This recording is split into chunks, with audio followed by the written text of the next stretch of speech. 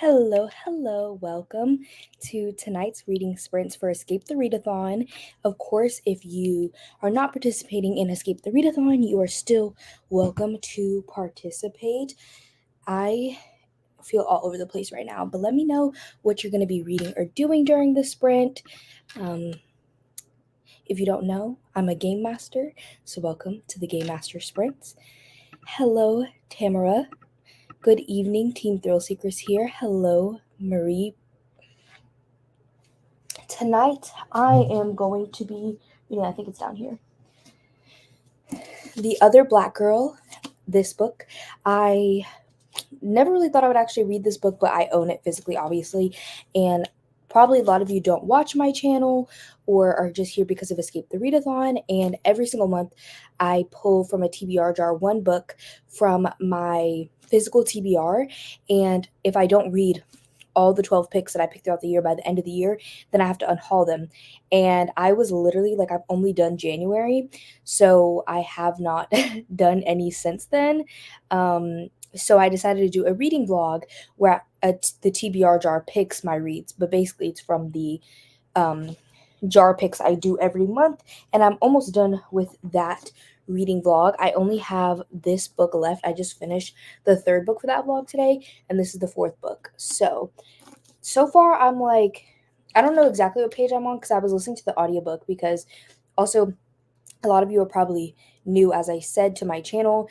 I am a college student. I just wrapped up my third year of college. So I moved home. I live in the same city that I go to school, but I am a resident advisor and I live on campus. So I moved home and I basically cleaned everything. And I have a book room at home, and I cleaned up my room, my book room, just everything but the actual books themselves. So I was doing that while listening to my audiobook. So I wrapped up my first audiobook and I started this one, and I'm pretty decently far into it. I would probably say around a third of the way. I'm on part 2, chapter 7. That's what it says. I don't know where that is. We'll find it eventually. I'm at least 100 pages in. So let me get to the comments. Hi, Snack Squad here. Hello. I don't know. Y'all see my weird hair? Like, why is it sticking up sideways? That's so weird. Hello, everyone. I'm reading A Marvelous Light. Kendra, hello. I'm reading a couple first chapters, figure out my next read. That's a good idea, of course. Try chapter tag. I'll be reading between multiple books because I have started too many. I feel that. I'm actually not like a huge book starter. Well, I'll start a lot of books, but I will like focus in and finish them. I don't often like rotate between books. I hyperfixate. Hello, Vita. Currently reading 19 Claws and a Blackbird for Game Jesters. I just bought this a couple months ago. Hello, Cool Gamer 2. I'm reading Every Door a Heart Way. Do you mean Every Heart a Doorway? Or is this a different book? Because I know Every Heart a Doorway, but Every Door a Heart Way? I've never heard of that. Thank you for the good luck. I'm reading The Last Ether? Hello, everyone. Currently reading A Psalm for the Wild Built. That's cool. I've heard of that book. I'm going back and forth with Throne of Glass and another book. I want to make progress with both of them. Yeah, that makes sense. I just can't do it. I'm such a hyperfixator. Hello, Toodles. More sprints. Maybe that means I'll actually get some reading done today. Yeah, that was me the past couple of days. I have not really been reading. Congrats on third year. What's your major, if you don't mind sharing? I'm a criminology and psychology double major. Yeah. Sorry, there's like a hair on my lip gloss. Every Heart a Doorway. Sorry. You're good. I knew what you meant, but I was confused on if I was confused. Film crew with my camera pointing at Inspection by Josh Mallerman today. I actually have not read a Josh Mallerman book. I'm a bit tired. Real. That's really real. Hello, I'm reading Bride. I haven't gotten to this one yet. It's on my TBR card, though, which means it's like my immediate TBR. I'm reading Heartless Hunter. I've seen this one floating around because I think it was a book of the month pick, if I'm remembering correctly.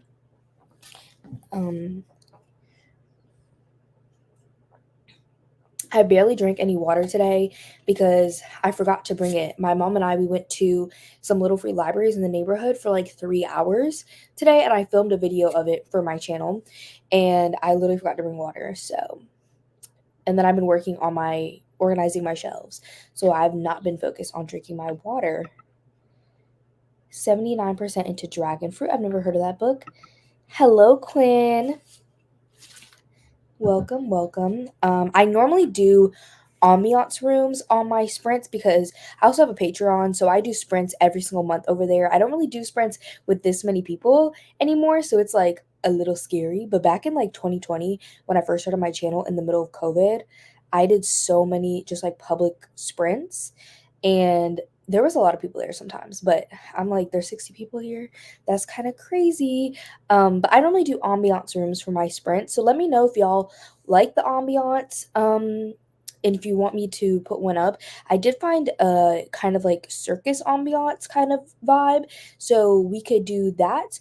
Or if you guys would like to know ambiance, let me know that too, because I know that there's a lot of people who feel very strongly about ambiance versus no ambiance. So I'm down for whatever y'all are down for. Honestly, sometimes I'd be muting it on my end. So whatever y'all are down for, just let me know if y'all want ambiance or no. Trying to read The Partner Plot tonight. Period. I have not read. I don't think I've ever read a Christina Forrest. I think that's who wrote it. Hello, reading nonfiction and the manga A Man and His Cat. Okay, period. I've never heard of that manga. I'm not a super big like manga person, but I read it occasionally. Hi, Ashley. Not sure what I'll be reading yet. I'm surprised, Ashley. I feel like you always got a book lined up. Team Film Crew. I'm starting How to Solve Your Own Murder now that I finished The Familiar. Okay, both recent releases. That's pretty cool. Sorry, my child keeps bumping me and hitting my keyboard. You're completely good. Love and ambiance and circus sounds perfect to me. I'm new to your sprints and I love ambiance. I love a good ambiance for reading. Okay, I'm going to make a little, I do like a little, it's called classroom screen. And I do that so we can have like the timer and everything up there. And I just like how it is. So I'm going to do that. I don't know. I like the way this ambiance sounds because some of the other ones have like a lot of music in them, and I feel like that's distracting. And this one's more like nighttime sounds, crackling fire, and like chatter. But the picture of the circus or the yeah, it says circus looks run down. So we're just gonna have to go with it. Yeah, but it looks a little run down. I actually looked at quite a different view. Options, and I feel like a lot of them are like very creepy, which is fine, but I feel like I want something a little bit more like just like plain carnival circus kind of vibes, you know. But this one just looking a little run down, but it just is what it is. It just is what it is. I normally am a 45-minute sprinter personally. Sometimes I'll go to an hour. I know an hour is a long time for some people, so that's why I usually settle on 45 minutes.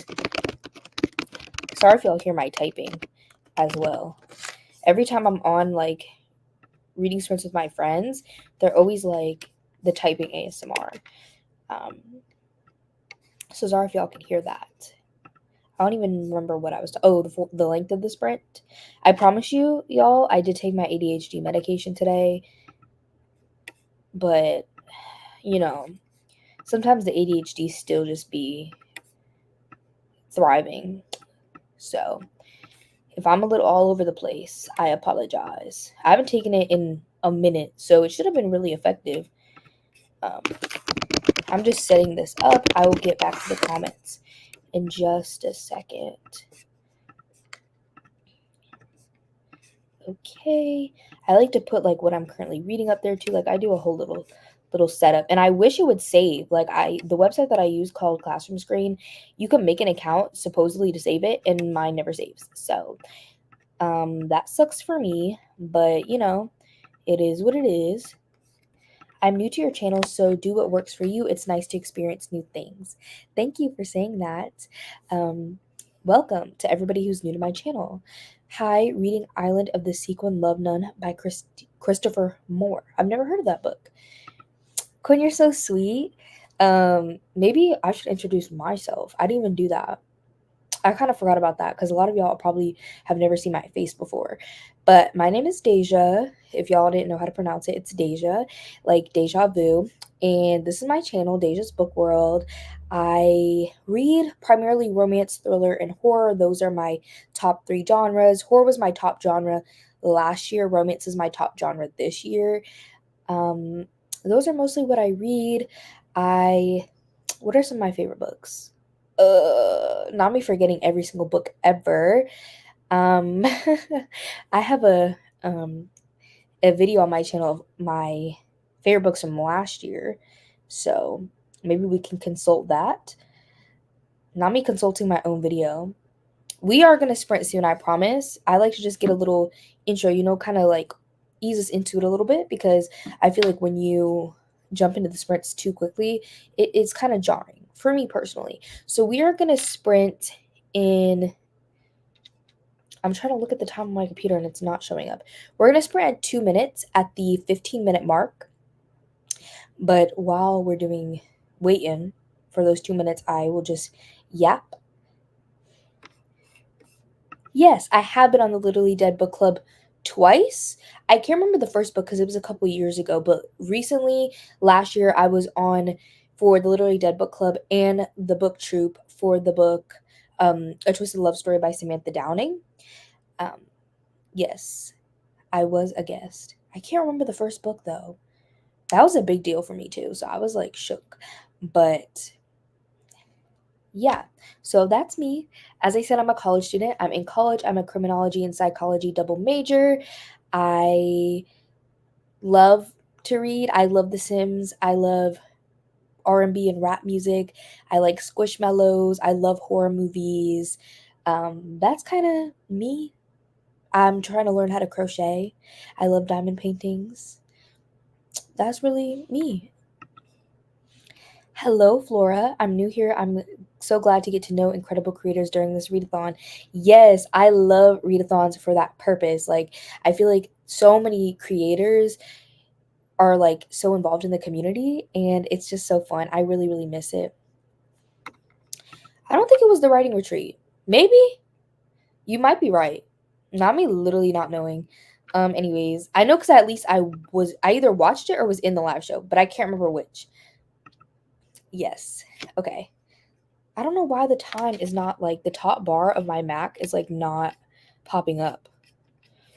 Why was oh yeah. Sims, I love it, but it can be such a time suck. Yes, it definitely is. Such a time suck. Okay. Let me start presenting my screen so we can get to sprinting. During the sprint, I'm going to listen to my audiobook of The Other Black Girl, but I'm also going to be working on my TBR jar, which, as I mentioned earlier, this was a pick from my TBR jar I do every month, but I have not updated it since the last summer, and so I am going to be doing that, and I literally forgot the jar downstairs, so I have to go get it. But normally each genre I put on a different color of paper, but I don't even have all those colors of paper anymore, so I'm literally just going to put all the new ones on white paper. So, and I have a spreadsheet, so I need to put them in the spreadsheet and then make little pieces of paper. It's a process. But let me share the screen. This is our little ambiance. I like to put myself personally at the bottom, but the comments always cover me. But here I am. I like to be at the bottom, so it's a little bit bigger. So as I said, we are going to sprint for 45 minutes. So I will see y'all back here in 45 minutes after our very first sprint.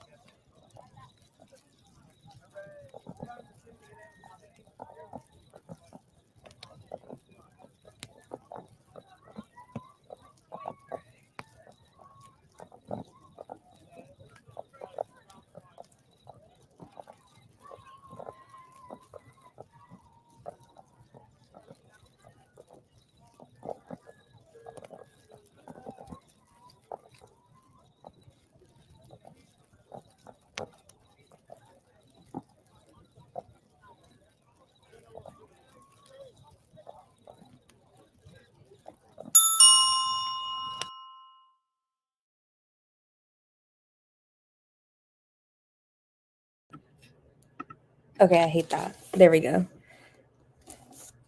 Just that moment. Hello, Lauren. Hear me okay? I have my AirPods in, and sometimes they make it difficult for me to be heard. Yeah, like I can hear you, but like in the beginning when you first start talking, I can't hear you. Okay, take them out. Like when you just talked then, I didn't hear nothing. I think you could change the microphone settings where like you can have the audio come out your AirPods, but have the microphone be your computer microphone. Yeah, if you I go will to play settings around in with that. audio. Yeah. Wow, you are amazing. I just changed that right now. So I think that might be a little different, maybe. Yeah, this is better. Okay, perfect. Yay, you're like a wizard. What are you reading? How are you doing? I'm good. I'm reading The Other Black Girl. I am like 40% into it now. I'm on page 142. I don't know why everybody hates this book. Like it's fine. It's interesting. I think I've seen the cover, but I haven't heard any reviews about it. People pretty much downvote it. Yeah, they don't like it. And like I think it's fine. Like it's not like the best thing I've ever read, but like it's a really easy listen and I like that. I love a good listen too. Yes, I'm glad you're liking it. What are you reading? I am reading a Kindle Unlimited book. It is a sequel. I'm about 30% into it, so I haven't gotten that far. It is The Revenge of the Clowns. It has like a ridiculous cover. It's Oh my a gosh. better book than the cover would make it seem. It happens sometimes where it's like Yes, it does. Yeah, you have to not really you don't have access to like book covers. Those are very expensive to like get people, so they do what they can. yeah. Have you seen the movie Killer Clowns from Outer Space? No, I know it's like a really classic iconic movie, but I've never seen it. Oh, you were like having the perfect ambiance with like the amusement park carnival vibe Okay. earlier, because that's where it's set. And this series gives big Killer Clowns from Outer Space vibes. So you should watch that movie. Okay. It's good. I'm enjoying I it. know, but like, okay, I have like this aversion because like it says it's from outer space, and like I heard the movie is like it's classic and it's like good, but it's not like the best quality. And my mom, she loves like really, really bad sci-fi movies, like really like just bad. And so like Hmm. anything that even reminds me of that, I'm like, I'm okay, actually. You should watch it. It's so good. It's like it's 80s camp at its finest. It Okay. is made very tongue in cheek. Like they know what kind of movie they're making. Okay, maybe I'll watch it then. I don't know. My mom, I don't even know what she'd be watching. Like, I'm like, girl, what's that on the screen? Quality Okay. stuff, clearly. Yeah. Someone's reading Clockwork Angel. Nice. Hello, Cami. Just hopped on for my first sprint of the readathon reading Roman by Sophie Lark. I don't even know what Sophie oh, it's probably she has this series and the first book's Ivan, and so it's probably in that series. Is that fantasy or romance? It's romance. I think they're mafia. Might be wrong, but I think they're mafia. Mafia Hello, romance, I'm that's the starting. best. Huh? Mafia romance is the best like subgenre I've ever heard. No, it's so good. Like underrated, really. I'm starting to read Just for the Summer. Okay, Abby Jimenez. I just read my first Abby Jimenez and I loved it. Like I Is it get that it. really popular one that's like has like it's an orange, it looks very summery? Yes, the one that just came out. It's like the third book in her series. They're like companion novels, so they follow different characters. But I just read the first one and like I understand the hype. I really You get do. it. What did you like Yes, about it? the first one is Part of Your World, and that one is basically about like this woman who she's like a doctor and she comes from a long legacy of doctors, and she works at this hospital that her family's literally had like a doctor from her family in it for over 100 years. So like she feels like she has to stay there, and she's kind of like the disappointment. Like her parents love her brother way more, but he ends up dipping, and so she's like, no, I have to stay at this hospital because I'm the only one left. But then she ends up getting into like this. it's not an accident, but she ends up on the side of the road in this small town, and this man comes and like helps her out, and then I she see it now. I see the I yes, see he goes to it. like the little bar nearby and he ends up being there, and then she ends up going home with him, and she's in her 30s, and then she finds out he's in his 20s. So there's like almost a decade difference, if not a decade. And so she's like, no, like I can't talk to him. But then like obviously she keeps going back to the small town, and she gets like a found family in the town too. And there's a baby goat. It's great. Not the baby go. Oh my gosh, that's like a little bit of everything. Yes, it's really good. Like I don't even like traditionally published white romances like that, but that one was good. Hello, Rye. Just wait, Deja. What am I waiting for? The I don't killer know. clowns. Oh, Killer Clowns. I think. Hello, I'm reading Counterfeit by Kristen Chen. I'm about 77% done. I have 60 pages left. Okay, we'll definitely finish soon. Read two more stories in 19 Claws and a Blackbird, and I am impressed. This collection is fantastic. I've heard good things about it, and I just bought I want it. to read it. Oh, It you was, bought it? Oh, yeah, it was buy one, get one 50% off at Barnes on ooh, their because that's a table. So I chunky bought one. it. That's a big one. No, it's not. 19 It Claws is and a it? Blackbird. It's small. Is it? Oh, I must be thinking about something else.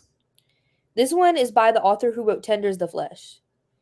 Oh, I'm thinking about that one where it has to do with like a cult or something. It's like this big chunky book. Never mind. Two different things. I don't know what book you're talking. It's a newer release. It's about a cult. Oh, that sounds good though. Yeah. Made it to page 86 of Every Heart a Doorway. You're probably almost done because that's a short book. I just started the third book in the middle grade Whispering Pine series, Reckoning. I've never heard Is of that series. I haven't either. Is it like a cozy, like spooky fantasy? I'm I gonna love look those. because I love a cozy, like spooky middle grade. Like they hit. Same, Let me see. same. And there's some really good ones coming out. I mean, the classic is like not classic, but the most talked about, I think, on the internet is what do you call it? Small Spaces. Small Spaces. I don't think I've I think even that's what ever it's heard of called. that one. It was my gateway into spooky middle grade. They're so wholesome and Ooh, cute, but mine was atmospheric. mine was City of Ghosts. I love City of Ghosts. Is it a series or just a one-off? It's a series. It's Oh, by that Victoria cover. Schwab. Ooh, Victoria Schwab wrote it. that looks Family Secrets. creepy. It is. It's a mystery fiction, cozy mystery, paranormal fantasy, mystery thriller. That's the genres. It's a lot. I didn't see horror, but it says mystery and thriller.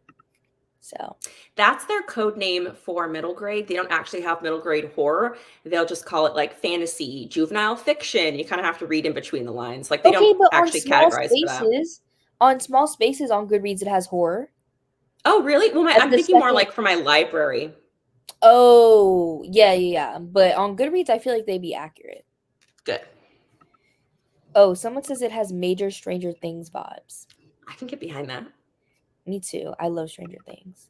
I'm reading Ghost Station. I haven't read There's that your one. sci-fi. Yeah. 74% of the way through the Caro Haunt. Yeah. Have you read anything from Darcy Coates? That's one of her books. Mm-mm.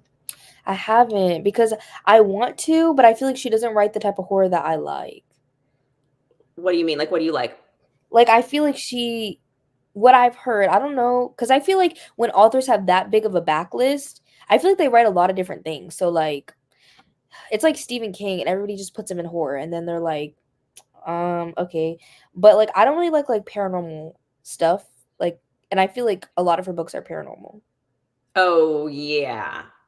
Yeah. Well, there's like one I'm thinking that takes place like in the winter time. It recently came out. That's more like Oh, a Voices human in the monster. Snow? Dead. I think it has a dead or something. Oh, I think I know what you're talking about, but I feel like she's also wrote another one, Voices in the Snow. Yeah, she did. Yeah. But But the doll on the I cover. I'll probably read one eventually, and I mean, like, I don't hate paranormal, it's just not ever my favorite, really. I love a good haunted house. So, and that's like basically what she writes. I don't like, and it's not because like I don't believe in ghosts necessarily, but like I've never had an experience, so like I'm not that scared. Like even like paranormal movies, like when I was in middle school, I think I was scared. I think it was actually like freshman in high school. I stayed home on Halloween because I was sick. And so I was like, ooh, like I'm gonna watch The Conjuring Home Alone while I'm sick on Halloween. And I was like, I'm gonna be so scared. And I was like, I'm literally falling asleep. Like, I was like, You're so brave. Okay, she does have one that's like a zombie apocalypse, and it's also like a romance. oh, I don't know. I also don't It's really like something like that too. apocalyptic things. Oh my gosh, Deja! I'm sorry. Like, I don't really like the apocalypse because, like, personally, like, I would That never be there. sentence. I would never be there. Like, that's what I always tell. I tell my boyfriend all the time. I'm like, just kill me. Like, if it come, please, because I don't want to be there. And then everybody's like, no, we're gonna drag you. I'm like, please, I'll be miserable. I'll be dead weight. No, I'll Literally. be literally. I'm like, you guys can eat my body. Like, that's cool. Like, I'm cool with that. That's how selfless you are. No, yeah. But like, cause think about it. Like every day you gotta wake up and fight for your life. Every day? That sounds really exhausting. I just don't like Very. any part of that. Mm-mm. No, thank you. My mom loves the apocalypse. She loves it. Like any That apocalyptic, sentence. I know, any apocalyptic show, movie, anything, she'll eat it up. Mm, She'll mm. eat it up. I think it's like 10% of the things I read involve dystopian or apocalyptic things. Like I even group them together because it's so small. You know, I like dystopian when I was like younger, but I feel like dystopian and apocalyptic to me are two different things. Oh, yeah, yeah, yeah. So I like dystopian, like I'm okay with that. And like some apocalyptic things or post-apocalyptic things, I think they're like okay. But again, they're never like my favorites. Yeah. I think I like to watch it versus read it. Yeah. I feel like I'm a very easily pleased watcher versus reader. Like I see a movie, I was like, oh, I was entertained. 4 stars. 4 stars. Like every time. I'm Boom. like I saw the new, have you seen that new horror movie Tarot? No, but it's I don't know Like if have I'm you gonna seen watch about it. it? I've seen it, yes, but I'd stream it, but I haven't gone and paid money to go to the theaters. Did you see it in Well, theaters? I saw it because to preface, I have there's this not readathon, a movie theater that they have locations some places called Alamo Draft House, and they have a pass that you can pay like $20 a month for, it depends on your location. Mine's $20 a month and you can see up to a movie a day. Yeah. Damn. So like I have the pass, so I feel like any movie that I'm slightly interested in, like I'm gonna just go because like I have the pass. Yes. So I saw the Tarot That's movie amazing. and it was entertaining to me. The deaths were kind of brutal, but they were not playing with the jump scares. I was like, I don't like that. I yeah, that's not my thing either. I I'm not a can't. My big jump scare heart. person. Yeah. It's like I be hiding behind the blanket. Oh, absolutely. Like, do you have Shutter? Yeah, I do have Shudder. Okay, did you see that show Infest? Not, it's not a show, it's a movie, Infested. Mm-mm. It's like the spider one where like it takes over an apartment building. I think you might find it interesting. There's some really interesting like social commentary that's going on, even though it's set Ooh. in France. You might like it. But Jump Scare City. Jump scare. I was yelling viscerally like 5 times. Like I yelled out. No, because like I know when they're coming too, so I'm like, bro. And they be trying Mhm. to prolong it. And I'm like, you're really getting me mad. I'm not gonna lie. They do it because they know what you don't want but kind of want. Yeah. The past sprint was all about eating, taking care of the cat, and watching an episode of a TV show. Next one would be for reading. Well, I would still call that productive, really. You're nourishing your body. Hey again, Lauren. Because I had sprints. I like did self-care sprints earlier today. Yeah, I And so is saw. I there. saw and I was gonna join, but my mom and we went to Little Free Libraries for like 3 hours earlier today. Was it okay? Did you guys have the website or an app and you like mapped it out the trek and everything in the journey? I just like kinda like I map it out in my head, but I look at the map and I just kind of am like, okay, I want to go to this area and then I'm gonna move area, and I just will like copy the addresses and like put it in like, on iPhone and maps you can like do multiple stops. I just do Hmm. it like that and I just go. For 3 hours? Yeah, we did it for 3 hours. Did you record like a vlog or anything? Yeah, I'm making a Okay, vlog cool. for it. Okay, cool. So then we'll see what you ended up getting. Yeah. I feel like honestly, like the pics aren't like amazing all the time, Oh but I yeah, feel like they'd be decent. Like, and I'm like, this is free. Like I could just take it. I I did know. leave books, guys. I left books. I did. I left a lot of books. No for the other black girl to take a turn. It takes a turn. A good turn? A bad turn? It says no. No for the other black girl to take a turn. So maybe people don't Interesting. like the twist. I'm reading The Woman. I've never heard of that. Now we don't want to know about the cult book. Oh, I know. It's like a big chunky one. Ashley's little library read it recently. This is not helping. It's like a new release as well. I'll hunt it down meanwhile. Okay. Someone's 50% into every hearted doorway.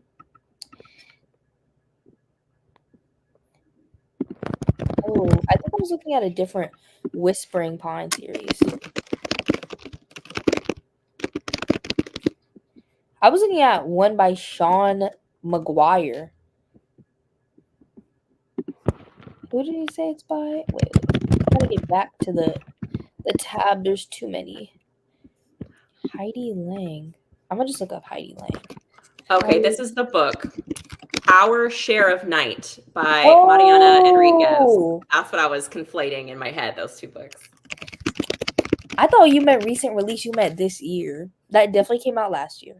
Okay, I don't have my new releases No, organized it in my actually came out docket. 2019. What? I thought it came out last year. Same. Well, Uh-uh. okay, I found the correct Whispering Pines now. I'm not into apocalyptic or post-apocalyptic stuff either. Yeah, it's just not it sometimes. I forgot to say I read 43 pages in A Marvelous Light.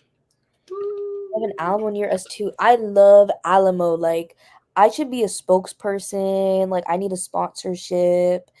Like, I love the Alamo. Plus, they have food, and the food is like restaurant quality. Like, it's so good. And they will, at mine, they have like, well, first of all, they have a bar because it's a draft house. And second off, they do like trivia nights and game nights. And like, people just will go there and get food and drinks and like play a little game. Like, I'd be it's there every day. no, it's and it looks mine, they look different in different places. Mine looks very much like retro. Like they have a whole section that's like library, like bookcases filled with VHS tapes, and they even have some that are standing that are large VHS tape bookcases with VHS tapes like in them. Is Like it it's so cool. decor? I think you could check them out. I think I know you could check out CDs. That's literally amazing. My fiance, he goes to movie theaters literally every Tuesday. So for like the discount night, so he would be all over something like that. We don't have an Alamo around us. I live in No, it's California. it's so amazing. Like they need to sponsor me for real. I love it there. There's one in San Francisco, but that's not close to me at all.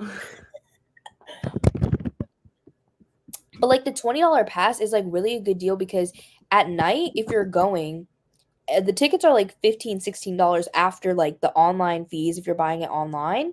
So like if you go see 2 movies a month, you're getting your money's worth. Yes, I would for sure if I lived in San Francisco have that. That's my Yeah, theater. and whenever I go, in my head I'm like, "Oh, I'm going to the movie for free." Because like I just pay the membership. I'm like, that's separate. So then every time I get food, cuz I'm like basically the food is the price of the ticket and I didn't pay the price of the ticket. That's my logic of letting myself get food every single time I go. Sound Literally, like, logic. I get it's it. so bad. Like yesterday I went to see the Tarot movie and I said I was gonna come home and eat my leftover spaghetti. I literally got loaded fries and I ate them all. Yum.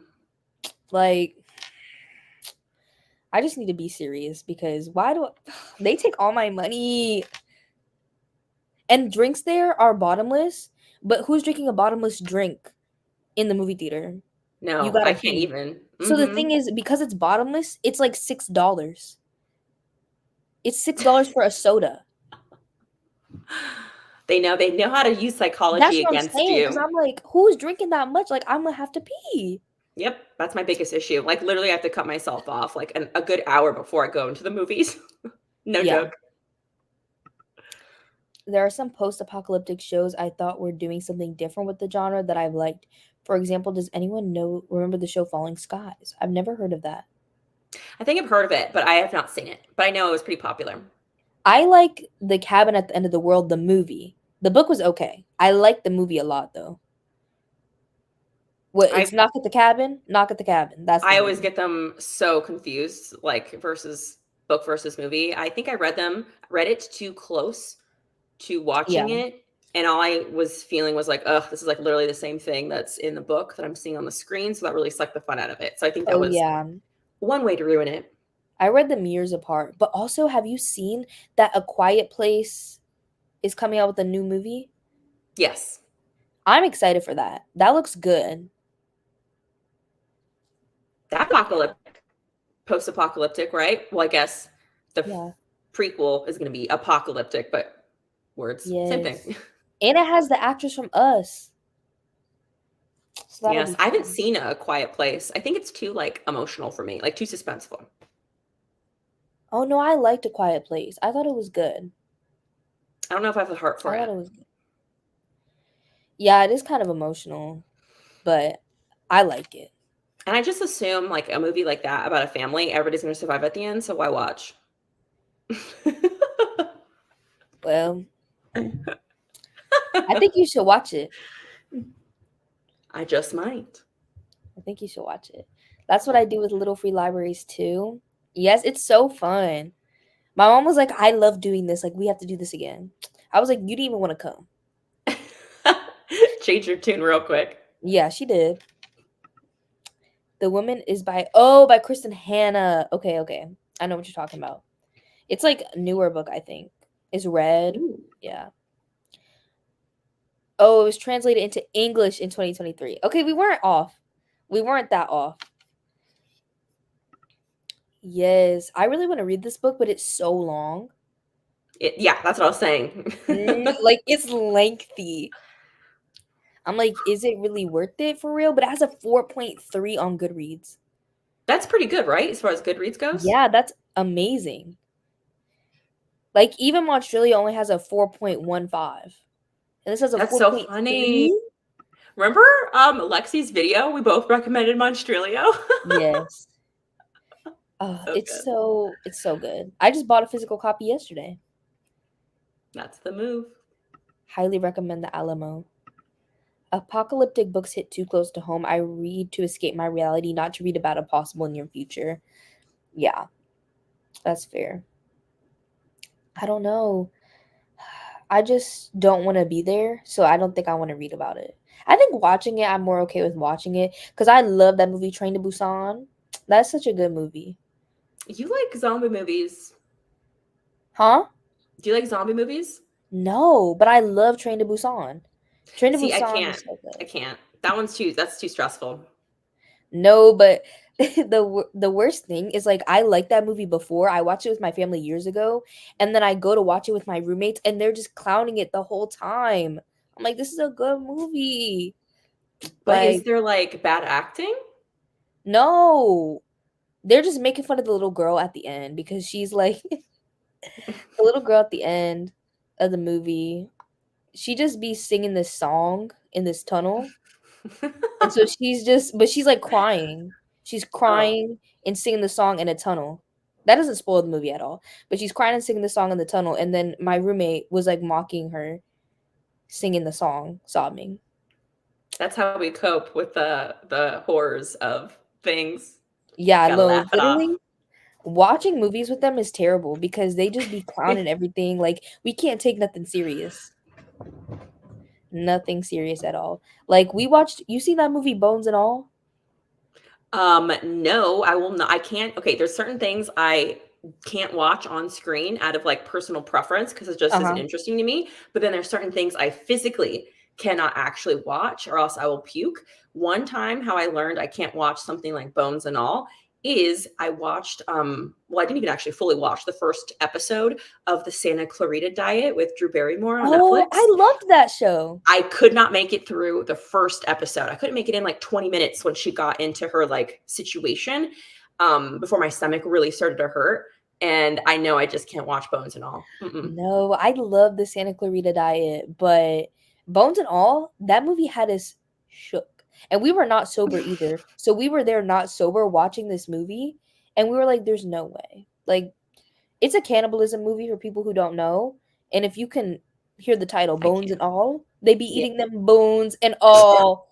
Like, I was like, be so serious right now. See, I couldn't. I read the Wikipedia synopsis. That's what I did. Yeah. And then there's this old man in the movie. I'm sure you know because you read the synopsis. There's this old man, but in the movie, like when he be eating the people, he be like in his underwear, like ass tooted up, like on hands and knees, ass tooted up in the air. And I'm like, what is going on this screen right now? That's why we were like, what is up with this movie? Like people eating fingers, people eating people bones and all, ass tooted up. Like, So you make me throw up. but I'm sorry. Like when I saw this old man on his hands and knees with his back arched, I was like, no, I'm okay, actually. Why are you giving us the play-by-play? Because that was really shocking for me.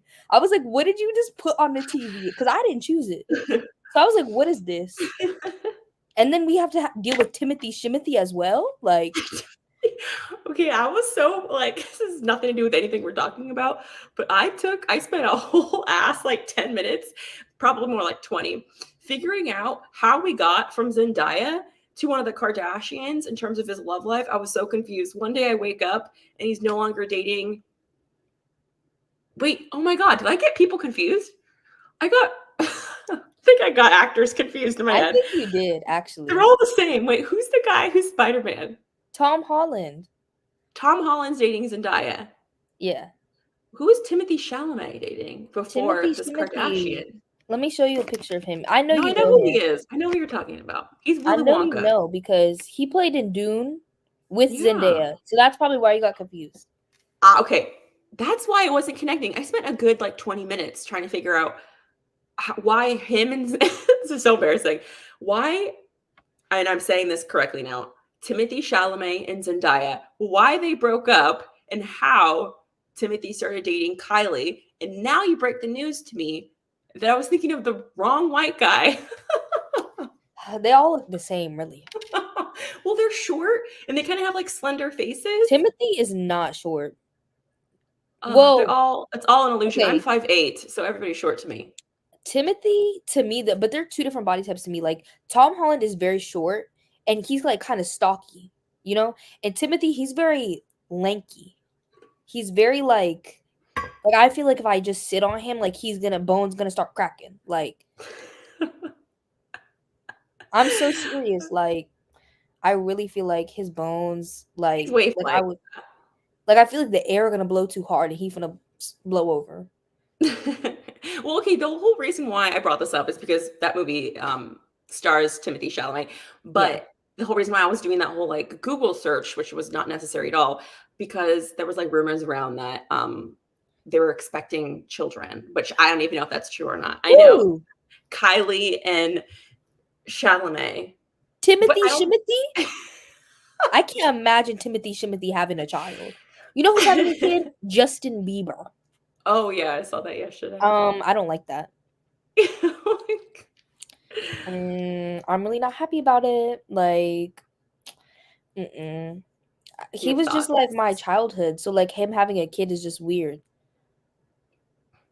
He This was is part of strange. my childhood. Actually, I did not like Justin Bieber, and then my mom surprised me with a concert to see Justin Bieber, even though I didn't like him because my sister thought I liked him, and then I became a fan. Classic mix up. Thank you Yeah, for it was a big mix. entertaining my random side combo there. Of course. I haven't watched any of the Quiet Place movies, but I really need to. They're good. Hello, Cassidy. You came in at a weird time. Ass was tooted up. I'm not gonna lie. I wish I didn't know that. I'm sorry. If I had to see it, y'all have to hear about it. That's just how it works. I think Vita's talking about wait, was it about the pregnancy thing? I think it was about the pregnancy thing, yeah. I thought it was about the ass tooted up. I think cannibalism is very normalized. Versus well, like in talking about it in a literary like versus pregnancy and celebrities. That's always shocking. Yeah. Is there ever a non-weird time on sprints? Sometimes. Well, hello, what did I walk into? Ass tooted up. Watch bones and all. Please stop. I keep telling my parents that too all the time. I'm like, like that's an experience I would never forget. Like I'll remember that in the old folks' home, just seeing that old man on the screen. Okay, you were right. Mouthful of fingers. I will never forget that movie. Like I literally put it on Letterboxd Okay. and I didn't rate it. Like that's like how much like I was like, what was this? Because I literally couldn't rate it. Like I literally could not. And now I'm laughing because Vita actually spelled out Timothy. Timothy, that's his name. I need to put That's myself his in timeout. government. Now. Cannibalism is normalized. Oh, I miss her. I know. Yeah. You might get your own accident of experience at home when you're older. Okay, well. I hope not. I hope not. At least not that situation circumstance, because that's also why I don't want to be in the zombie apocalypse. Because you telling me that if I get turned, I'm gonna eat people? Nah. Nope. No. That's not why I'm paying into retirement. That's not my life. That's not my end of the story. Ugh. If the zombie apocalypse comes, I'm really gonna be mad. Well, I live near a mall, so I'll be okay. I live near a mall as well. I do. Go. But I'll just be mad. Like, for what? We're all just eating each other?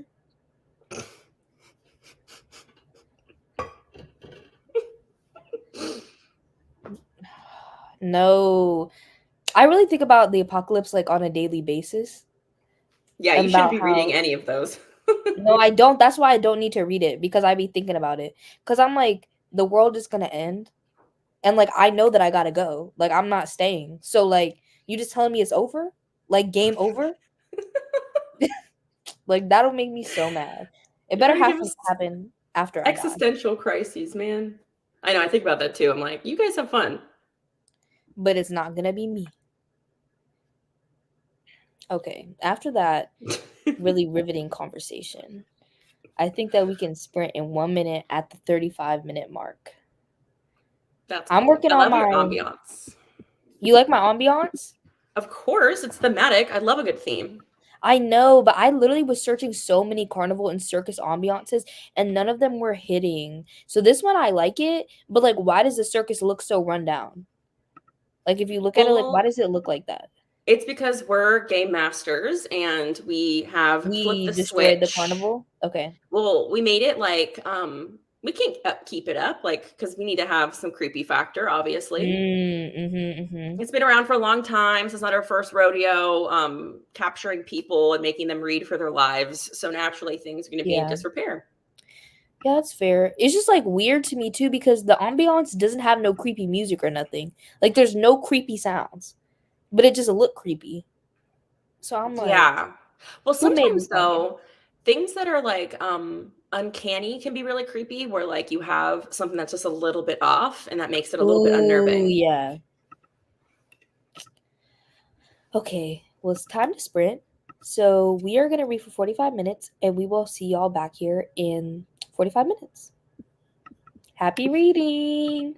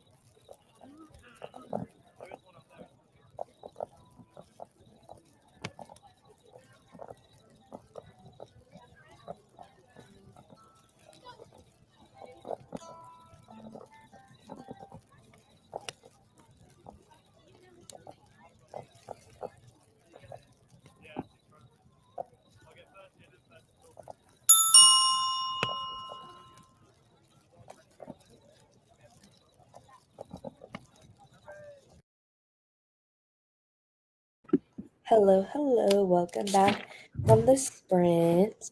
I'm trying to figure out what page I'm on. These chapters are so long. Like this chapter, I'm 17 minutes in, and it says I still have 83 minutes left in the chapter. That's too long. I need short chapters in my books. Yeah. I'm trying to figure out what page. I'm at like 2 something now. I think that was like 50, 60 pages But you read that last sprint? in the last sprint. Gotcha. Okay, cool. I got to the 40% mark in Revenge of the Clowns by Caesar Ruel. Amazing cover. It's a sequel. I talked about this last sprint, but it's giving huge killer clowns from outer space vibes. And I've been listening to that while I'm doing like hobby journal, like collaging. I don't know. Basically, it's like a junk journal, just a lot of stuff in one place. And I've been able to listen to this Kindle Unlimited book auditorily because I have an Alexa and it has like an accessibility setting where it can read my Kindle books to me. And it's Yeah. pretty decent, the narration. So that was something I was told pretty recently, but only just now was like, oh shit, I can like totally use that. And I've been using it. So Yeah, I do that with like the Siri accessibility on iPhone. You can have it like read to you, and you can even change the voice. So, so for example, Everand doesn't give you the option of transporting their ebooks to your Kindle. So yeah. I could turn in their ebooks into an audiobook using Siri. Yeah, so like if you go into settings, let me find it. If settings accessibility and then there's like spoken content, and you can turn like this speech controller on and off, and it comes up with a little like button if you turn it on right here, that little thing with arrows. I accidentally clicked it, but it's right here, or it pops up on your screen, and when you click it, it like comes up with this, and it'll read the page, and like you can change the speed of it on here. Like there's a little Wow. thing, and it'll read the page out to you. Okay, that's such a game changer. In my personal life and professional life, that's amazing because, like, I'm a high school history teacher and having access for a variety of reasons, right? They're English language learners, or a lot of my students get like concussions from sports and they really can't be doing a lot of screen time. So that's literally a game changer. Yeah, it's and you can change the voice as I said. So there's like different options that sound a little bit more like realistic, like an audiobook narrator and less like robotic. I really like that. The Kindle romance girlies taught me that. Way to go. We're Yeah. loving that. I'm curious from a game master perspective, how has your reading month been treating you? How many books have you gotten to? Which have been your faves? Did you DNF anything? What is the gossip for you in your progress? I feel like I have not been reading the way I want to read because when I was moving home, instead of listening to audiobooks, I was like watching YouTube videos. So shameful of me. I think I've only read, yeah, I've read 3 books so far. This is my 4th book of the month. And Amazing. my favorite was Kiss Cut by Karen Slaughter, which is the second book in her Grant County series. And so I really like that one. That one was good. That's my favorite. All 4 books that I've read, or like I'm on my 4th book, were chosen by this TBR jar. That's what I've been working on is I pull one every month, and so I have to update it. So that's why I was cutting all these pieces of paper. And if I don't read them by the end of the year, I said I have to unhaul them. So I was like, I'm literally 4 months behind, Wait, and all of that? no, like Okay. the ones that Okay. I pull one a month. So there's 12 by the end of the year. And so, because these are all the physical books on my TBR. And so I was like, I'm literally 4 books behind, and we've only had 5 months so far. So I'm doing a reading vlog where the TBR jar picks my reads because it already kind of did. And so I feel like the books I've been reading are like not like, it's not like what I would be like, oh, let me read that right now, you know? But Yes. Not they're mood not reading. bad. They haven't been bad Gotcha. at all. just get to the 20% mark and figure out, do I love this? Am I living for this? Is this how I want to spend my May? And if not, literally unhaul that book so quick. I'm not an unhauler. Like, I'm just like a, I let love me it. just It feels finish so it. good. No. I'm like a, let me just finish it because, like, you never know. Like, the end could be so good. Okay. That's just how I am. Because I'm like a finisher. Like, I'm just a completer. You're a Like, completionist, yeah. yeah. So I just like to finish it, even if it's bad. Like, I'd rather finish it and know than I not love know. that. Because then I'm always gonna think, Okay. like, what happens if I finish that book and it was really good? Have you ever not finished a book and then thought about the book after the fact, wishing you would have finished it? No, I don't like because I don't DNF books like that. Like I will DNF like soft DNF books because like I'll be in the middle of a book and then like the end of the month happens or like I am participating in a readathon or something and like so I'll put the book down and like I don't DNF it officially, but then I'm like, "Ooh, I need to come back to that." Interesting. Okay. Insightful. But you've been having a good reading month so far, though. Yeah, I feel like the books I've been reading, except the first one, have been like kind of long. So I feel like I'm doing okay. Yeah. I'm hoping to like speed it up this next week because um like I just like today. I feel like I'm like settled like back at home from moving and it's been almost a week. But I feel like I'm really like settled in and then I have this whole next week where I'm not doing anything really. I have an internship that starts not next week but the week after. So like once that happens, I'll have that and then I have a class for my internship. So I'll have to do that. But like this upcoming week, I literally won't have anything and I won't have to unpack. So I'm hoping that I'll have more time. Yes, more time is what you need. Yeah. How has your month been so far? How many books have you read? I think I'm on my sixth book, I want to say. I've been Okay. keeping track so far with my little tracker. Let's see. 1, 2, 3, 4, 5, 6. Okay, this is my seventh book. Because the last book I read was like a kind of like a financial health book. When you enter your 30s, Deja, you're thinking about pension and retirement. Like, I need to get my shit Girl, together. my mom is already telling me to start some bank account. I'm like, whatever you think is best, I'll do it. Like, Yeah. That's the thing. So I've been kind of putting in some like nonfiction kind of personal development stuff here and there. I did DNF one book, A Botanical Daughter by Noah Medlock. really? I really want to Yes. read that.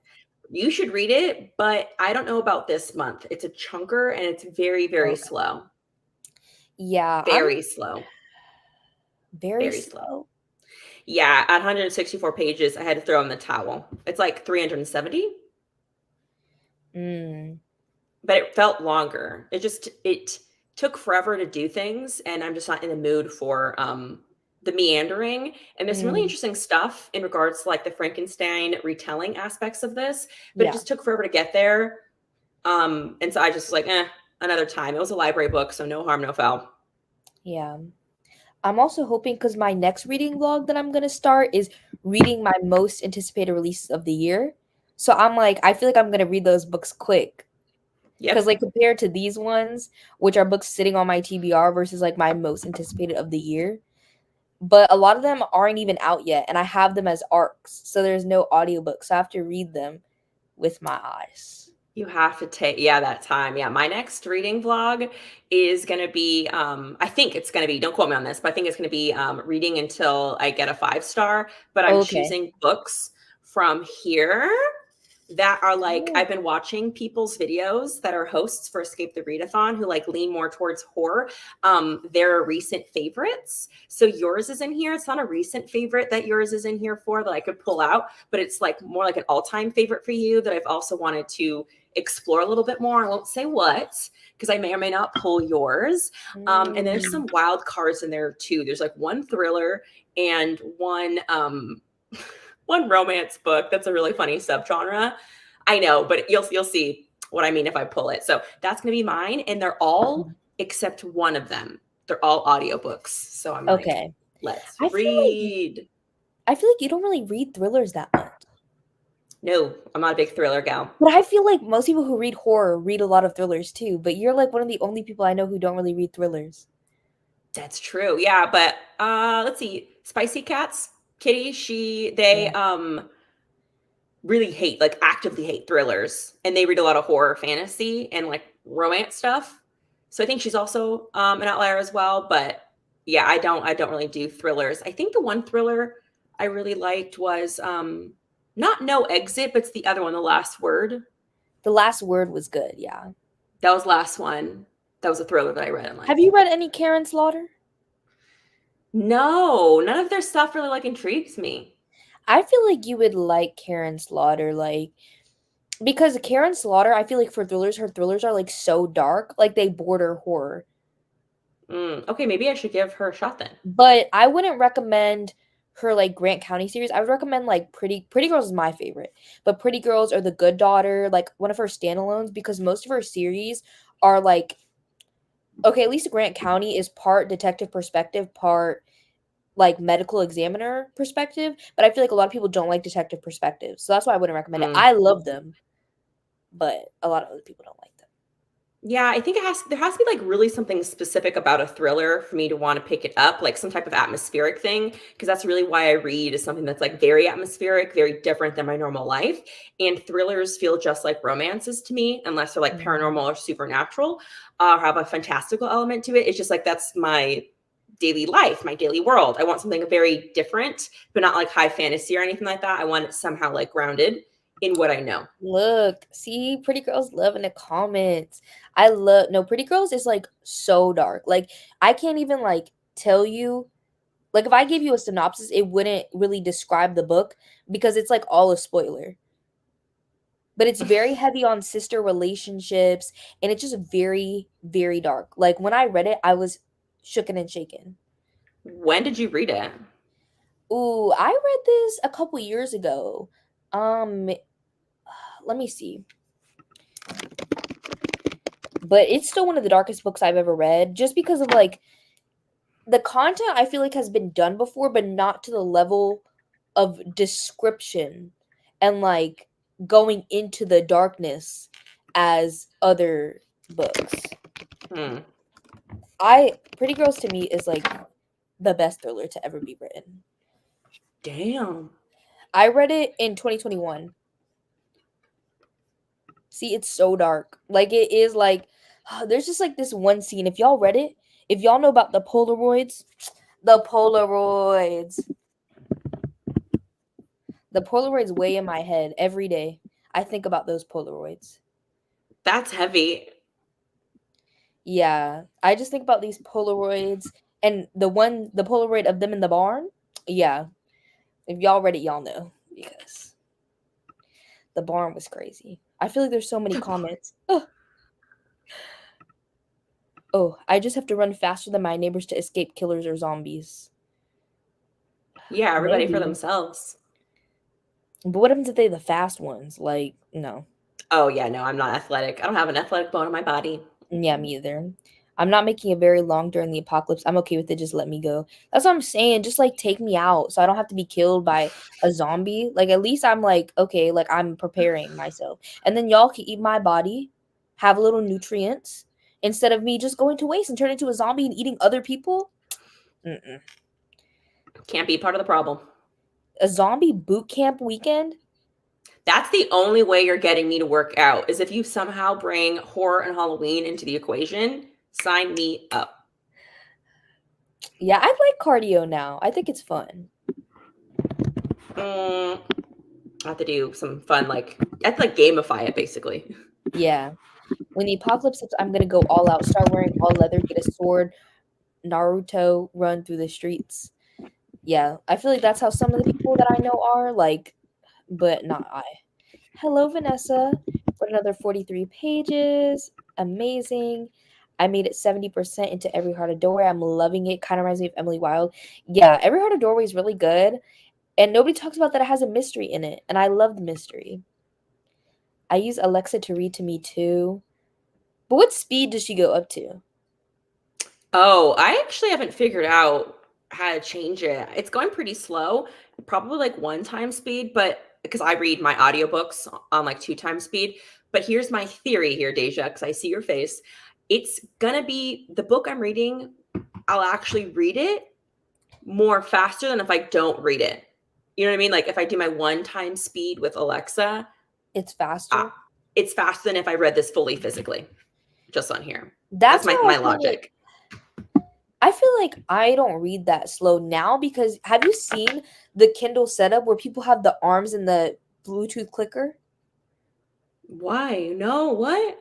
Okay, this has been game changing. It's changed my life. So there's like an arm that people normally attach to like their side table or something, whatever, but it's like meant to hold like iPads and stuff. I had to get one that stands on the ground because at school I didn't have no headboard or nothing. But it just holds my Kindle, and then there's a Bluetooth clicker that you attach to the Kindle, and then you hold the remote and you press the button and it turns the page for you. So you could just cuddle up in bed and like just hold the clicker. You don't have to like reach your arm or like drop your Kindle on your face. And literally, ever since I got that, I read books on my Kindle so fast. Like so fast. Wow, okay, I game love it. changer. It's literally been life changing, especially because like at night, I feel like it's hard for me to fall asleep and I watch like YouTube or something usually, but the blue light Yep. probably keeps me awake. But Mhm. on my Kindle, there's no blue light. And then this way, if I fall asleep, I'm just holding the little remote and I'm not dropping the Kindle on my face. It's just in the stand. Yes, that's brilliant. I didn't think the clicks would like really start to increase your speed. I just generally read a lot faster on an ebook than a physical book. For me, Yeah. I've noticed it's seeing how big a book is and how much more to go. It does this weird mental thing. Whereas an ebook, I just look at the number and the number's a number. And I'm more Yeah. like motivated to read for some reason. I don't know. It's a psychological thing. So maybe the click is like, ooh, this is fun. Let's read faster. Yeah. And I feel like I make the font on my Kindle so big that like I feel like I skim the page so quick and then I'm just instead of even having to reach to do it, I just press the button. And then I'm just on the next page and just skimming like I'm You're just flying through them. flying through Yeah, it. like it's been game changing. Little hacks go a long Yeah. way. Got to 80% into Before the Coffee Gets Cold. I really want to read that. Before the What's the Coffee Gets premise? It sounds cozy. It's basically this cafe. Each book has multiple stories in it, and you it's this cafe where there's time traveling, and you are able to time travel throughout your life, but you're only able to go to that place before your coffee gets cold. Like in the time it takes to for your coffee to get cold is how long you're able to go to this other part of your life. And so there's different stories in it. Each one has multiple, and you're just like seeing a peek into these people's lives. And apparently it's really emotional. That's a really like unique premise. Yeah, I really want to read it. 70 pages left in my book. That's good. 27 pages of Throne of Glass. I love Throne of Glass. It's so good. I really need to do that with my TBR too. I have so many darn books. Literally, like, it's a problem. And like, I have been watching BookTube and reading for so long since I was literally 11. So, like, my taste from when I was 11 to 21, a decade, is very different. So, like, I have a lot of books that I bought or my parents would buy me from when I was 11, 12, 13 that I haven't read, and I like should unhaul them because I'm like, when am I gonna read a young adult fantasy? Never. But I have like a hard time parting because I'm like, but it sounds good. Like it sounds good. Like I want to read it. But like when I'm thinking about what to read, like it don't come to my brain. So I feel like this is like really good because it's pushing me to read books on my shelves that I still want to read but are not at the top of my list. Yes. Yeah. And I'm sure there's a lot there that you actually can't see every spine or cover. So it's not like, unless a book is like staring at me and or it's something that like I know fits with a theme or something, a project I'm doing, I just kind of forget about it. And I'm sure you have tons Yeah. that you just can't see. You're going to forget about them.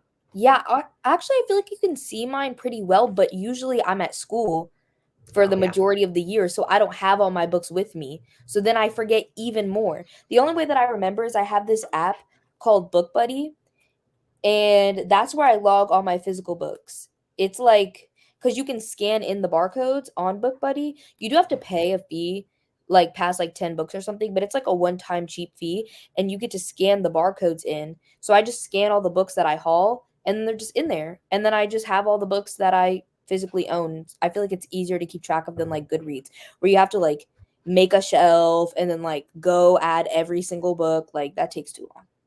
Yeah, that's like way more efficient. Technology for the win. It's amazing. I was distracted that spring. I only read about 20 pages of The Women. 20 pages is still a lot. I'm also a completionist. I cannot see it through. I cannot not see it through the end. It just in case it's worth the struggle. Most times it's not though. I just feel like I'm not like a hater. Like I feel like I'm easily pleased. So like it takes a lot for me to be like, like this is not good. I think it's mostly like if it's boring, like if I am pretty open about like what I like in terms of like my genres, but like if I'm not excited about it or there isn't anything that's like pulling me in or being curious about, I'm not gonna like spend time if I'm not enjoying it. Like it's not like I Yeah. actively hate anything. It's more like, I thought this was gonna be a little different. Yeah. I feel like I should have like way more like 2 stars, but I don't. I feel like I'm really good at picking out my books. Or I'm just easily pleased. I don't know which one it is. I almost bought A Botanical Daughter today at Barnes& and Noble, then decided to go with Mr. Lullaby instead. I've never heard of Mr. Lullaby. I want to read that one. I forgot the premise, but I know it's something I'm interested in. Let It's me look it horror. up. Mr. Lullaby. It might have to do with something, and I could totally forget and like misremember, but I think something about like a cornfield. I feel like I've actually seen this cover before. It's something Is it the? about a tunnel. Oh, is it? Oh, then I'm totally thinking about a different one. I don't know. I also prefer horror to thrillers. They usually annoy me for some reason and or I figure out the twist early. I feel like you have to like pick up the right type of thriller for you. Like I have some friends that are like obsessed with like domestic thrillers and like I'll read a domestic thriller here or there, but that's like not my primary like favorite type of thriller because it's just like okay, a husband and wife don't like each other and want to kill each other. Cool. Like and what's like I need something a little different. I mean, some of the domestic thrillers do be crazy though, and I'm like, "Ayo, like y'all are to a different level." Trying But to a think. lot of them are just like, I think most of the ones that I like are a single woman that's like having to solve something, or like the world is mm, against her, or like there's some type of situation that she's gotten herself into, or people have like pulled her into, and she has to yeah, somehow like navigate her way out. yeah. I love a serial killer thriller. That's my favorite. A serial killer thriller, which oftentimes is detective perspective as well. But I just love anything to do with a serial killer because like I was such a true crime girl when I was younger, and now I feel weird about true crime because I'm like a lot of people are just exploiting these people who died tragically. And so like I feel like reading it fictionally, I'm still getting like that true crime fix that I have, but I'm not exploiting people. Yeah. Yeah.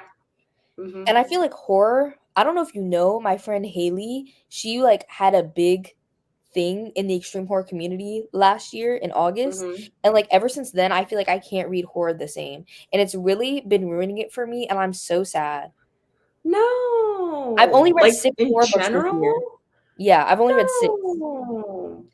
That's so heartbreaking that that like totally ruined your I experience or your know. association with it. And I have so many and I'm just like nothing like I just like have no like urge to pick them up.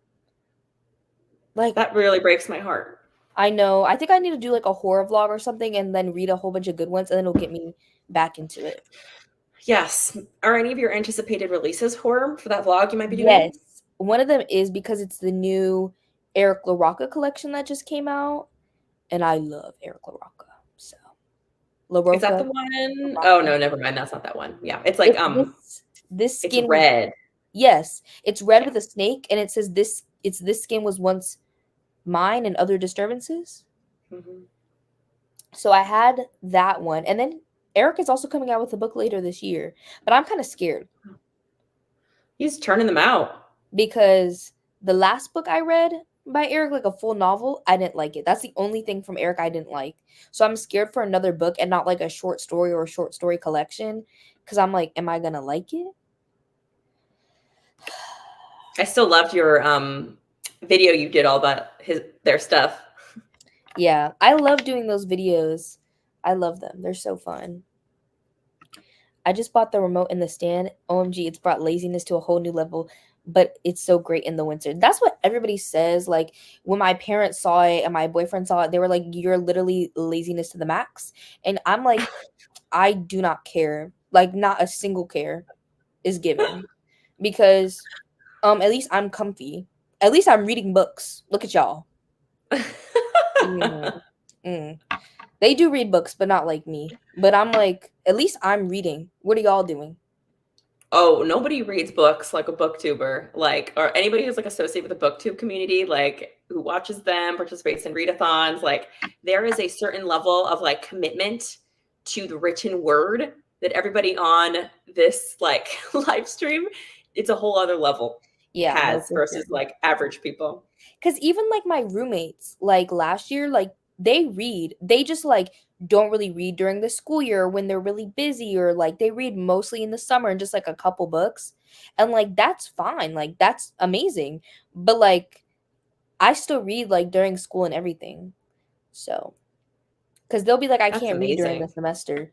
And I'm like, if you just got off TikTok, you would be able to. But hey, Yeah, I was when I was your age, I was definitely not reading anything. I was literally drinking the entire like drunk the entire 4 years I was in school. oh, That's no, my I find downtime. it really hard to read inebriated. Like, it's so difficult for me. Like, I can't do it. No, no. I know people who can. Like, a lot of my roommates get like high. Like, they would get high and they would do schoolwork. No, like, if that's happening, I'm done for the rest of the night. Like, I'm in the bed, doom scrolling. I have the opposite feeling. Reading ebooks makes me feel like I have no idea how far I am. Yeah, I know a lot of people like the physical turning of the page and like seeing their progress through the book. Yeah, my brain is the opposite. It's like, oh, I could like physically see how much there is to go. Yeah, I agree. I read much faster on ebook rather than physical. It's just so much easier. I'm adding Pretty Girls to my TBR for when I'm in the mood for a thriller because I've heard good things about that book and author. Yes, but please, it's very dark. Be careful.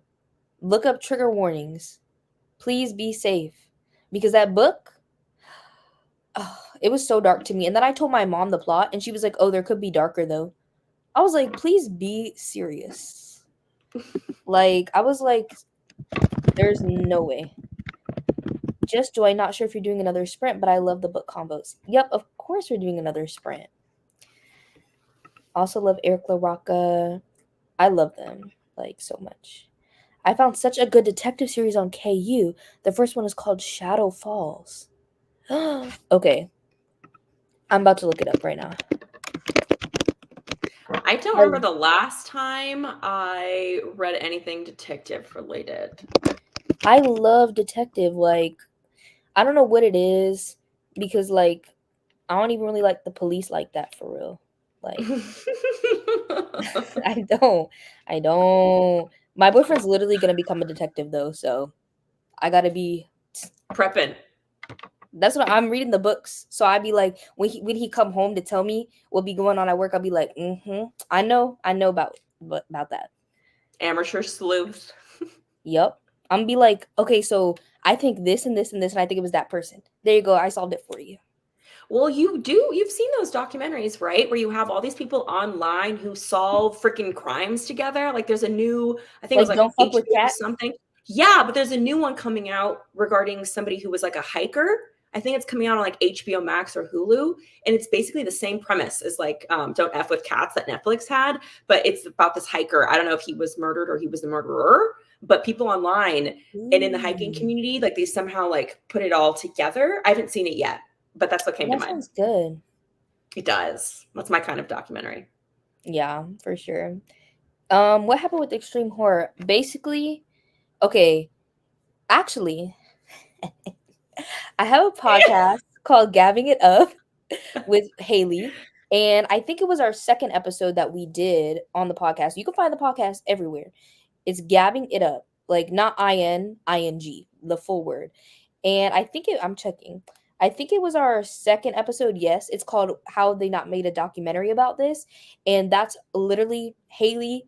It recounts her entire situation with the extreme horror community. So if you're interested, I would check out that episode because like I feel like it's good because she was a victim. She literally is a victim. So like hearing it directly from her mouth, I feel like is better than me recounting what happened. But basically, an extreme horror author was really rude, would attack her, and they would talk about her in their little Facebook group. Then turns out that he actually wrote a book that was dedicated to her called Moist Gusset that was very inappropriate, and it was dedicated to her.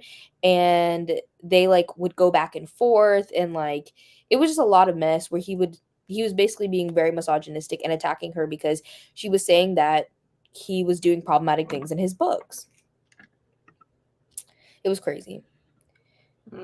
Yes, please be careful. Hello. I just finished my third Eric LaRocca book this week, and I'm never disappointed. Never, except Everything the Darkness Eats. Everything the Darkness Eats. That's what everybody says. I just don't recommend that one particularly, but everything else I recommend. On thrift books, buying others. Yeah, it'd be like that. Every time a sprints be happening, I'm like, here we go. Yep. Let me get on Pango. I love a detective POV as well. I don't know, something about them. I just like them. Reading City of Brass. I actually own this one. It's a high fantasy adult, and I own it.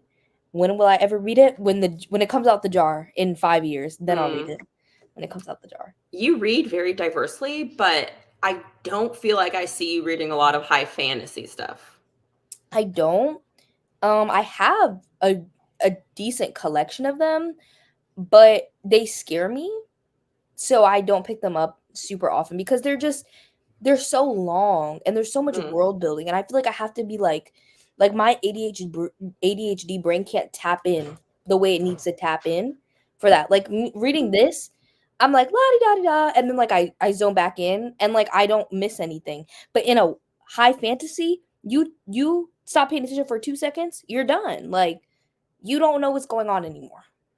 Yeah, you're And lost. I'm the type, if I'm lost, I'm gonna just keep chugging along. Like I'm not going back. Like I'm just gonna keep going and hope for the best.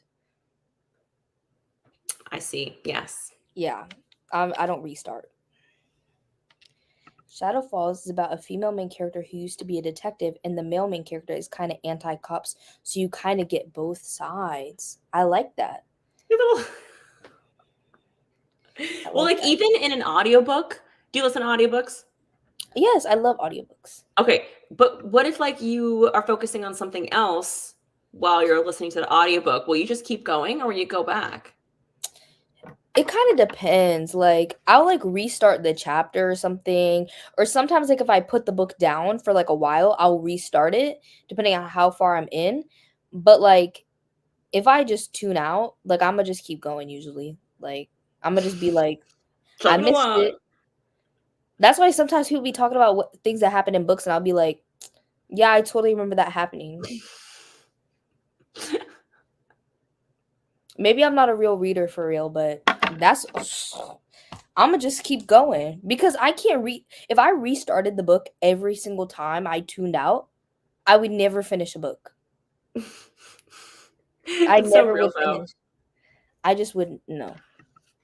I feel the same exact way about fantasy. So I found if I read the physical along with the audio, I love me a fantasy. See, I do that, and I used to love doing that, but now I get lazy. And so like I'll be like, let me just play a game on my phone instead of reading it while I listen to the audiobook. Yep. I 100% overly rely on the audiobook if I have a physical copy. Now I don't even like, nope, who am I playing? Nope, I'm not going to be looking at that. No, like I try, and then after like 3 pages, I'm like, yeah. Exactly. I'm like, let me just break out the Switch and open up Animal Crossing. Yes. Okay. You should play. I talked about it in one of the chats. You should play Wildflowers. Okay, let me look it up. WYLDE.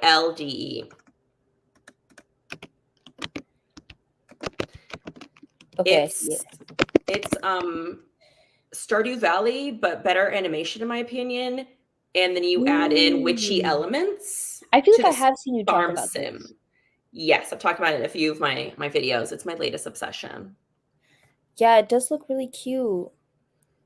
And there's witchy vibes in it. Yes, I see her on her little broom with her wand. She's cute. Her name's I Tara. think my next thing though, I've had my DS since I was a child, and I've had it like I found it a couple years ago, and it's been like underneath my bed. Like I knew where it's been, and I played it a little bit, but my mom, I was telling her that I still had it, and she was like, "You don't have that DS, like I bet you it doesn't even work if you still have it." And I was like, "Girl, it literally opens up. Like it's a working DS." And like I still have so many games, so I'm about to go crazy on that DS. I'm about to play all of the games. Wow, that's throwing it back. Yes, I have pictures on there from 2011. I was looking through all the pictures. I was like, okay, I was literally like 8. Like I was I 8. I was graduating high school. We were in different stages of life, yeah, but we were both still young, okay? It's true. I was 8. And so imagine like the relics of pictures that are on this DS. I'm like, Artifacts, historical artifacts. no, yeah. And I lost my favorite game on it. Like every single other game was on there except my favorite game, which was The Sims 2. Okay, And do I not found it. even get me started on my love. I don't know who I was just talking to. Oh, yeah, it was on my live earlier today. I was talking about Sims 2 being peak Sims, No, yeah, peak I was. EA, and I'm not even gonna mess. I mean, I probably will because I'm curious, but I don't even want to mess with Sims 4 because I feel like it doesn't have the same narrative storytelling that Sims 2 had. I love me some goth family drama. I love Yeah. Stranger Town. I love the little aliens and everything. So I want it so badly, but you can't unless you like do some weird downloading stuff with like this Reddit thread helping you out. You can't buy Sims 2 anymore. And you have to do some weird stuff and download it like on a Yeah. PC. So I'm like, oh, this is gonna have to be a lifelong project. I'm so jealous you have that. I've done this downloading The Sims 2 on one of my old computers and it worked. And I was playing it, but then it didn't work on my last computer. And I haven't tried on this one. So I might Okay, so try you've again. done it. You did Yeah, like I've the done not it. like with the disc, right? But like the Reddit No, download like thing. from the download. Okay, cool. Like through Reddit, right? Unofficially. I don't know if it was through Reddit. I think it was on some website. Okay, but okay, that makes sense because you just Yeah. I don't know. I'm learning a lot about computers where like you can't just put in old stuff into new stuff. It's Yeah. weird. But The Sims 2 like on DS is like very different than Sims 2 on PC. Mm, But it still like is so nostalgic for me. It's very much yes. like Strange Town vibes though on the DS, like aliens. That's it. It's good. But I do miss The Sims 2. I watch Sims 2 live streams on Twitch Yep. all the time. I watch them on YouTube. It's the most Cuz the comforting clicks and thing. the sounds. It's the best. Yeah, but Sims 4 is good. I feel like there are people who have made like The Sims 2 Pleasantville, Pleasant View on like as a world, and you can download that. And so like you can have the same like Pleasant View experience in The Sims 4. Okay. But I just love how it looks, and I have so many mods and so much CC that I'm like, this is my happiness. Like I have Motherload. yes, I have so much of the packs. Like I added it up because I told my friend all the packs I have, and I added it up. And a lot of them I got from like gifts from my sister because she would give them to me like every birthday because we both love The Sims. And they have a lot of sales. And there's also this website called CD Keys, and you can download the expansion packs for cheaper. But if you added up all the like packs that I have, like everything, and it's like full price, it's $990. I was like, There's no way. And I bought The Sims when it first came out, like the same year it came out. So I bought it at $40, like full price. Now it's zero. It's free. Yeah, Yeah. that's a pretty penny, Yeah, it is. but worth every penny. It's worth every single penny for real. I'm like a diehard Sims person, and it's so like it's gonna be tough for me to like kind of swing around to the whole Sims 4 thing, but I'll try it because we're probably gonna get a PS5 soon. And it's free. Yes, that's true. I have nothing to lose except my Nothing. memories. I can only listen to audiobooks for standalones. I need to annotate and refer back a lot for a series, especially fantasy. See, I you could see better that. than me because referring back is crazy. There's no way I'm gonna be like, oh, was that in the previous book? Let me go open up the book and no. Mm-mm. I'm glad for you though. Really, really like happy. But me, I probably would do the same thing in a high fantasy series. Like, there's a lot of I don't read a lot of series, but there is one that I think I would probably want to reread from the beginning. Now that I'm at two, I read two out of the three, and it's only three books. I feel like I should just before I start that last one, go back to the first and like start annotating more of like the characters and the plot points and stuff. yeah. I love, especially like for Sarah J. Mass, people make videos of like everything that happened in Crescent City. And I love those little recaps because that's what I watch. And I'll be like, And then I go into the next book and everything's up here because I just watched the video. That's smart. Cheat code. There is also this website. I know there's multiple now, but there's this website called Recaptions, like like captains, but recaptions, and they like will summarize everything that happened in the books in a series. So that way you can just like go and read the summary instead of rereading the book. And the reason I know this website exists is because in middle school, when we had book reports, I would just use the website instead of doing it myself. Yeah. Okay. I've been a cheater from day one. Yes. You're telling that to a teacher, I'm California credentialed sorry. teacher. Sometimes you gotta work. Okay, to be fair, I was doing book reports in sixth grade on Throne of Glass by Sarah J. Maas. So I think I was on a different level. That's true. I always read along. My attention span is not good. Mine's not good either. That's why I go play games on my phone. Ooblets, is so fun. I've never heard of that. I have. Oh, It's I really love it. adorable. I think It's you'd like like it. Stardew and Pokemon hybrid. I think you'd like it. It gives me a lot of like Animal Crossing vibes. See, but y'all think I'm an Animal Crossing girl. In truth and reality, I'm a GTA girl. That's me. That's what I be playing when I be listening to my audiobooks too. I just be running people over, robbing people. Like it's so fun to me. I'm like, this is just pure chaos. And I don't even be doing the missions. Like they be sending you missions and I barely do those. Like I generally just go in there and cause chaos. Like just start beating people up and stealing their money. I'd be Sounds like, how do I therapeutic. get a gun? The police kill me so often too because I just be going rogue and start killing the police officers and then they kill me. What an adventure. That reminds me of like the Simpsons game where you're driving Homer Simpson around or something and like you just crash into the Quickie Mart and you can go inside and I don't think I ever played that. that's as close as I get to GTA. No, I love GTA. It's so fun. And I have it on my Switch, and all my friends are always like, you have GTA on your Nintendo Switch. And I'm like, yeah, three of them actually. Die Hard. I'm old, so I was 33. That's not old. You're not old.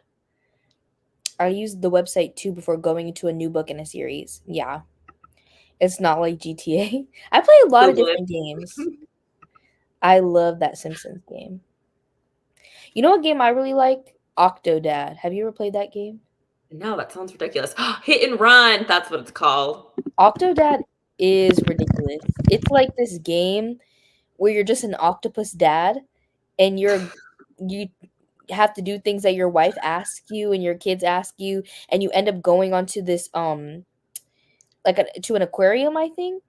And like you do stuff in the aquarium, and then there's like this chef that like wants to kill you and is the only person that realizes that you're an octopus. So you try to like escape the chef, and it's so good.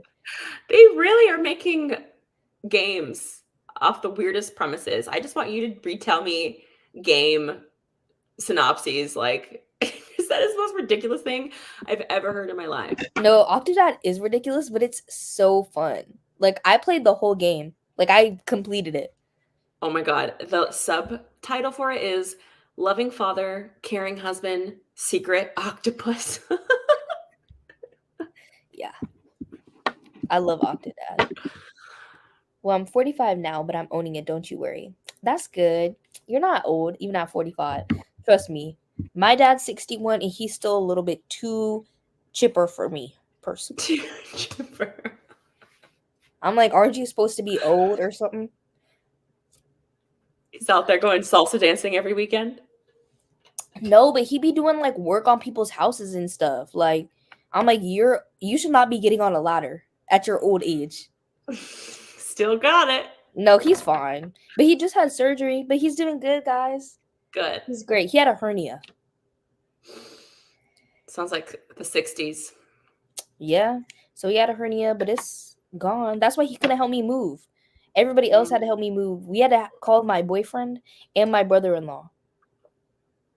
All the reinforcements. And it was raining when I moved out, y'all. It was raining. Like, that's my worst nightmare is moving out in the rain or moving in the rain. Especially because we have like these big red carts at my school, so you could put all your stuff in them and like wheel it out. And like That's the nice. carts will fill up with water because there's no drainage. So all your stuff is That's just not sitting nice. in water. The carts are nice, just not when it's raining. Yes. Okay, what time is it? We'll sprint in 3 minutes at the 10-minute mark.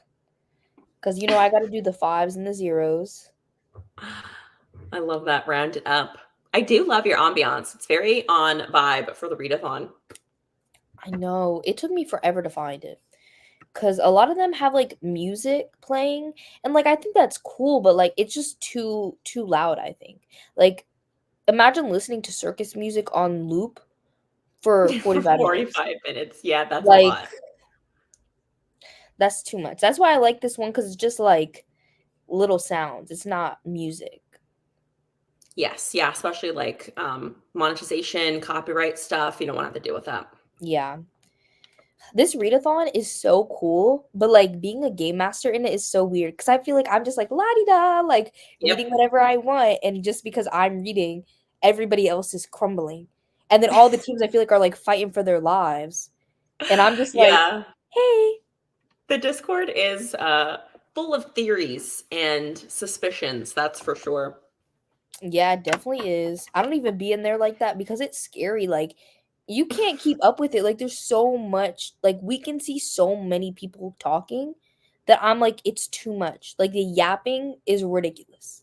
No, I'm not saying that y'all shouldn't yap though. Yap away, y'all, yap away. But for me, seeing all of y'all's chats and our chat at the same time, I'm like, this is overstimulating. Heavy is the head that wears the Game Master crown. You're right. You're right. It's just so many chats though. I haven't even Yes. looked at it all today. I love it. I do love a big readathon. Like a big readathon where everybody's talking in the chat. Same. You never a dull moment, that's for sure. Yeah. And remember the tarot readathon? How could I not? I was a part of it with I you. know, but we're doing it again this year. We are.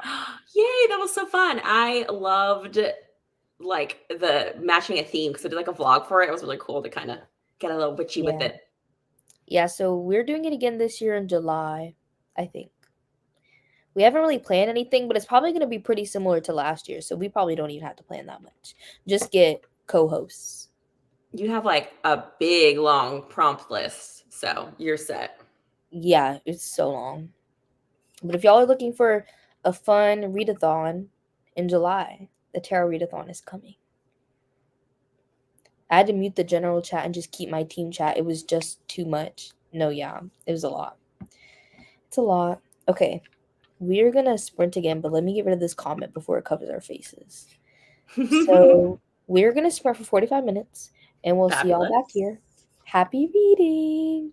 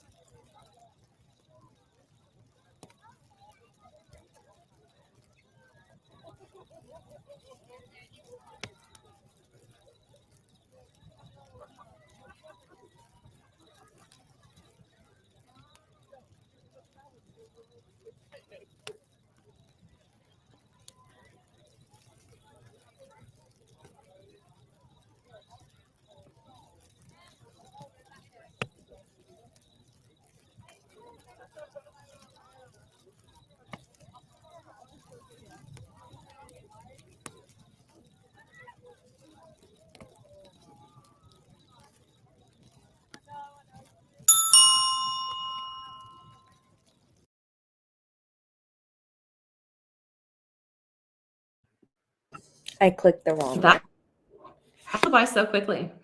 It really did. How was your sprint? It went by so fast. I don't know what's happening because I'm also journaling and crafting at the same time. So I guess maybe that was it. I only read 7%, so I'm almost to the 50% mark in my book. They're basically just going hog wild at this carnival. It's very not extreme horror, but like it's horror. Like it's things are Yeah. going down. That's what I'll say. Or at the circus. How'd your sprint go? Mine was good. I'm 73% in now, so I'm almost done. I only have this little chunk left. So close. I know, and I just started this today. I literally finished up this other book earlier today because I pulled it from my TBR jar. And I finished this today. And then I'm probably gonna, Props. so I'm feeling good. Was that one also from your TBR jar? The other black girl? Yeah. Making both- progress. Yes, I'm almost done. Like after this book, I'll be completely caught up on my TBR jar. So Very impressive. I don't know, like that's a very decent sized book for you to have read in one day. yeah, it and the audiobook, okay, like it's like it's only 350 something pages, which to me, like that's an average length book. An average length audiobook is like 9-10 hours. The audiobook for this is like over 12 hours. So it's long. Yeah, wow. You're getting your groove back, Game Master. I They know. better watch I'm out. like, that's what I just texted my boyfriend. I was like, I'm getting back in my reading groove. Just in time. How is everybody else's sprint? 44 pages of The Woman. It's so good, so sad. I've heard all of her books are really sad, which is, do I own one? Actually, I might own one of her books. Now that I'm thinking about it, I was gonna say that's why I don't own any, but I think I own one, so that would be a lie. Read about 20 pages, chatted in the Discord, and snacked on a bowl of strawberries. That sounds good. Vibes. Yeah, Love that. I finished updating my TBR jar, and like I feel like I did so many white pieces of paper. The white ones are the new ones, but like look at them in relation to the rest of the jar. That Like I couldn't looks even mix them. very full. Yeah, I couldn't mix them. Like I have to take them out, probably put them all on my bed, mix them together, and then put them back in the jar. Like a little salad bowl. Yeah, because like the white is literally all in this section. None of it's down here. Yeah, you probably should just like put it in a big bowl and just mix it up with like little salad tongs. Yeah, I If found you out do, put that on your story because that'd be the funniest video to see. that would be. Because I have the Book Buddy app, I see how many books that I have that I haven't read that I own, and it's just really atrocious. I can't even admit it on the internet.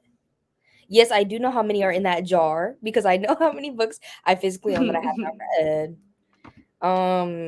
It's atrocious. You want to share the number? It's actually 666. We love I that's good. That's a good omen. I think it is because I was like, because that doesn't even count this book. I put this book as currently reading, and then all my other books are unfinished. So none of the books that I'm currently reading at all or anything are on there, and it's 666. That's a lot. But okay, to be fair, I've been collecting books for a decade. For a decade. Okay. I have. And I read That's wild. I read 410 that I own.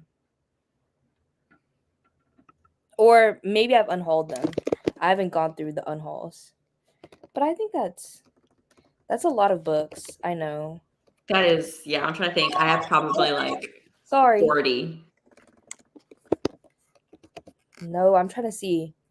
It's been almost 11 years. So I'm going to do 10 and a half years. That averages to about 100 books a year. I feel like that's not terrible. For me. Yeah, it depends on what you're comparing to. For me, that's not terrible because the haul that I filmed of just books that I bought from February to like the end of April was over 50 books. I was like, where did I get Did you get those gifted or yeah, where did you get them from? You know what it is? I have a used bookstore near me that's amazing. And I go to little free libraries, and when I go to Barnes& and Noble, I generally, like, check out their buy one, get one 50% off tables, and I buy from Pango Books. Yeah. It Plus accumulates over time. yeah, plus when I was a kid, I would just make my dad buy all my books, so probably half those books I haven't even bought. I That's one way of doing it. I was, like, 12, like, what 12-year-old has money to buy books? None. Maybe if you babysit or True. you deliver the newspaper. Like it's 1954. Yeah. Salad dongs. The sum I read, Lord knows how many Kindle books I have. Yes, so many Kindle books. So many Kindle books. But I really have, like, a library Oh, now yeah. because it's over 1,000 books. Like, I own over 1,000 books. Wow, I'm assuming they're at your parents' place. Yeah, where I am right now. Like, that's what, because I moved here at the beginning of freshman year of high school. So I was like, what, 14, 15? And so I knew I was already avidly reading for years.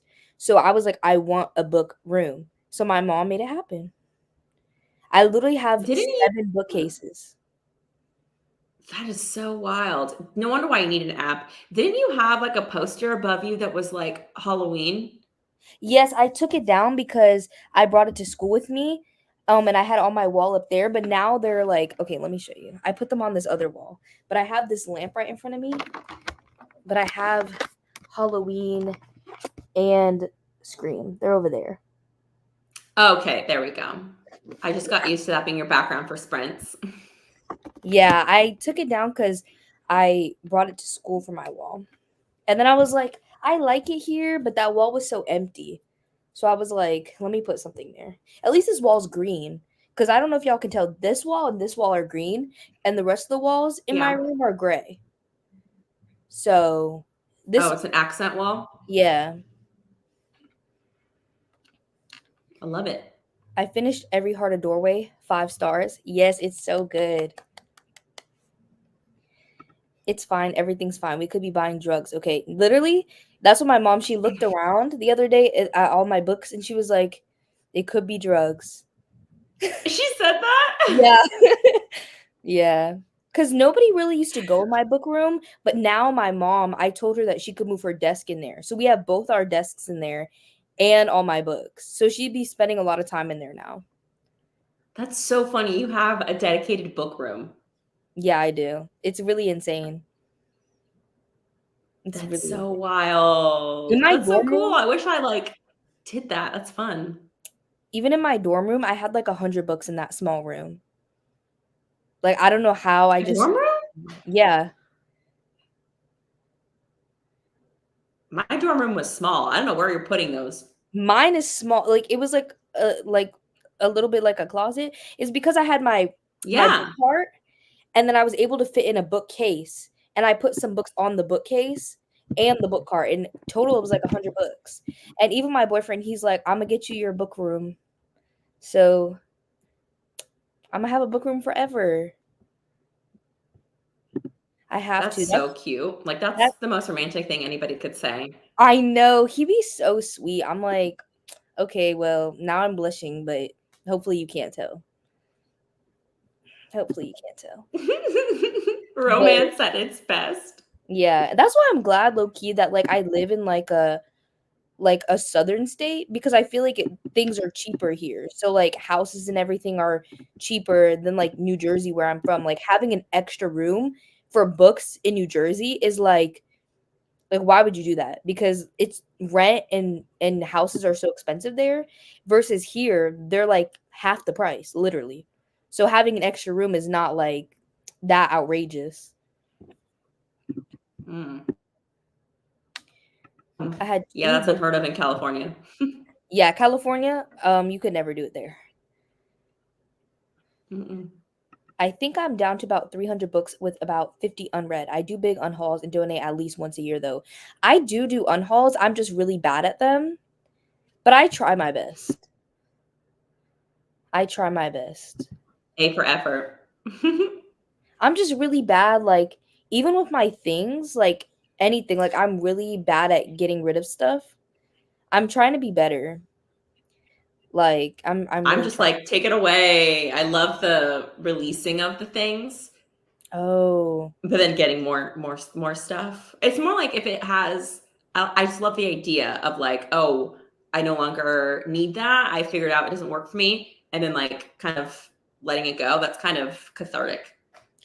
yeah. I think I got a lot better at it when I went to school because I would leave a ton of stuff here and, like, never think about it and, like, not use it at all for months. So then I was like, if I don't use it and I don't think about it, I don't need it. And so, like, I come home every summer and throw away and donate tons of stuff because I'm just like, it's been sitting here for months, months upon months, 2 Yeah, semesters. that's valid. I can't donate books I've read, and it's a problem. Yeah, I have a hard time unhauling books that I've read, even if I don't like them, but I'm getting better because I unhauled the Guest List by Lucy Foley, and that was big for me because that's such a popular book, but I did not like that book. I need my fiance to get me a house that has an extra room that could be my book room. We live near DC and the prices are astronomical. I bet, like, any big city, the prices are crazy. Or like Hmm. I want New like a York. little hobby room.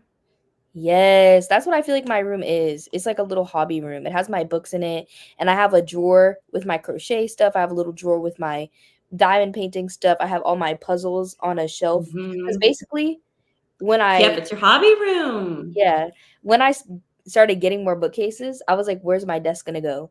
So the closet of the room, because it obviously has a closet because it's supposed to be a bedroom. My dad took off the doors and put shelves on the top, so I have shelf space up top, and then my desk sits inside the closet. That's brilliant. Yeah, he really That's how ate you with that. maximize space. Yes, like because nobody was putting clothes in there. It was just a closet to throw crap in. Better utilize that way. Yes, and then I now, love that. because of that, I have space for my mom to put her desk in there too. Oh my gosh, so it's like two desks side by side. No, hers is in front of the windows and mine's in the closet. Oh, They're on gotcha. opposite Okay. sides of the room. I'm gonna do Freeze up. a library slash bookshelf tour in the summer before I go back to school. So you can see what I'm talking Good. about. Because I was wanting visuals. I'm like, what does this look like to have like a closet but without doors, but like put a desk in Yeah. there and shelves on top? I'm curious. Yeah.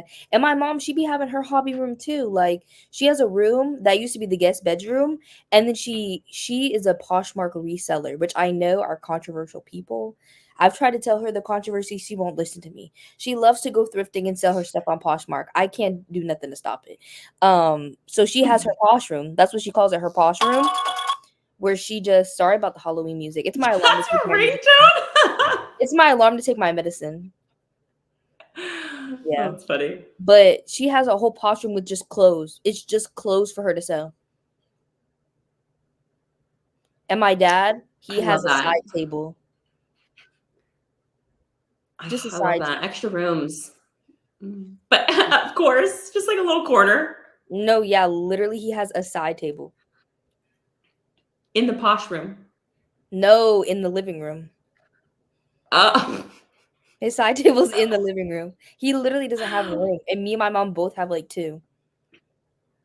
poor guy. Yeah, and his closet is the posh room closet, so he can barely maneuver to get in there because of all the clothes for my mom. I know he'd be suffering in Like silence. really like that's so funny, but so like takes it in stride. No, he literally doesn't care.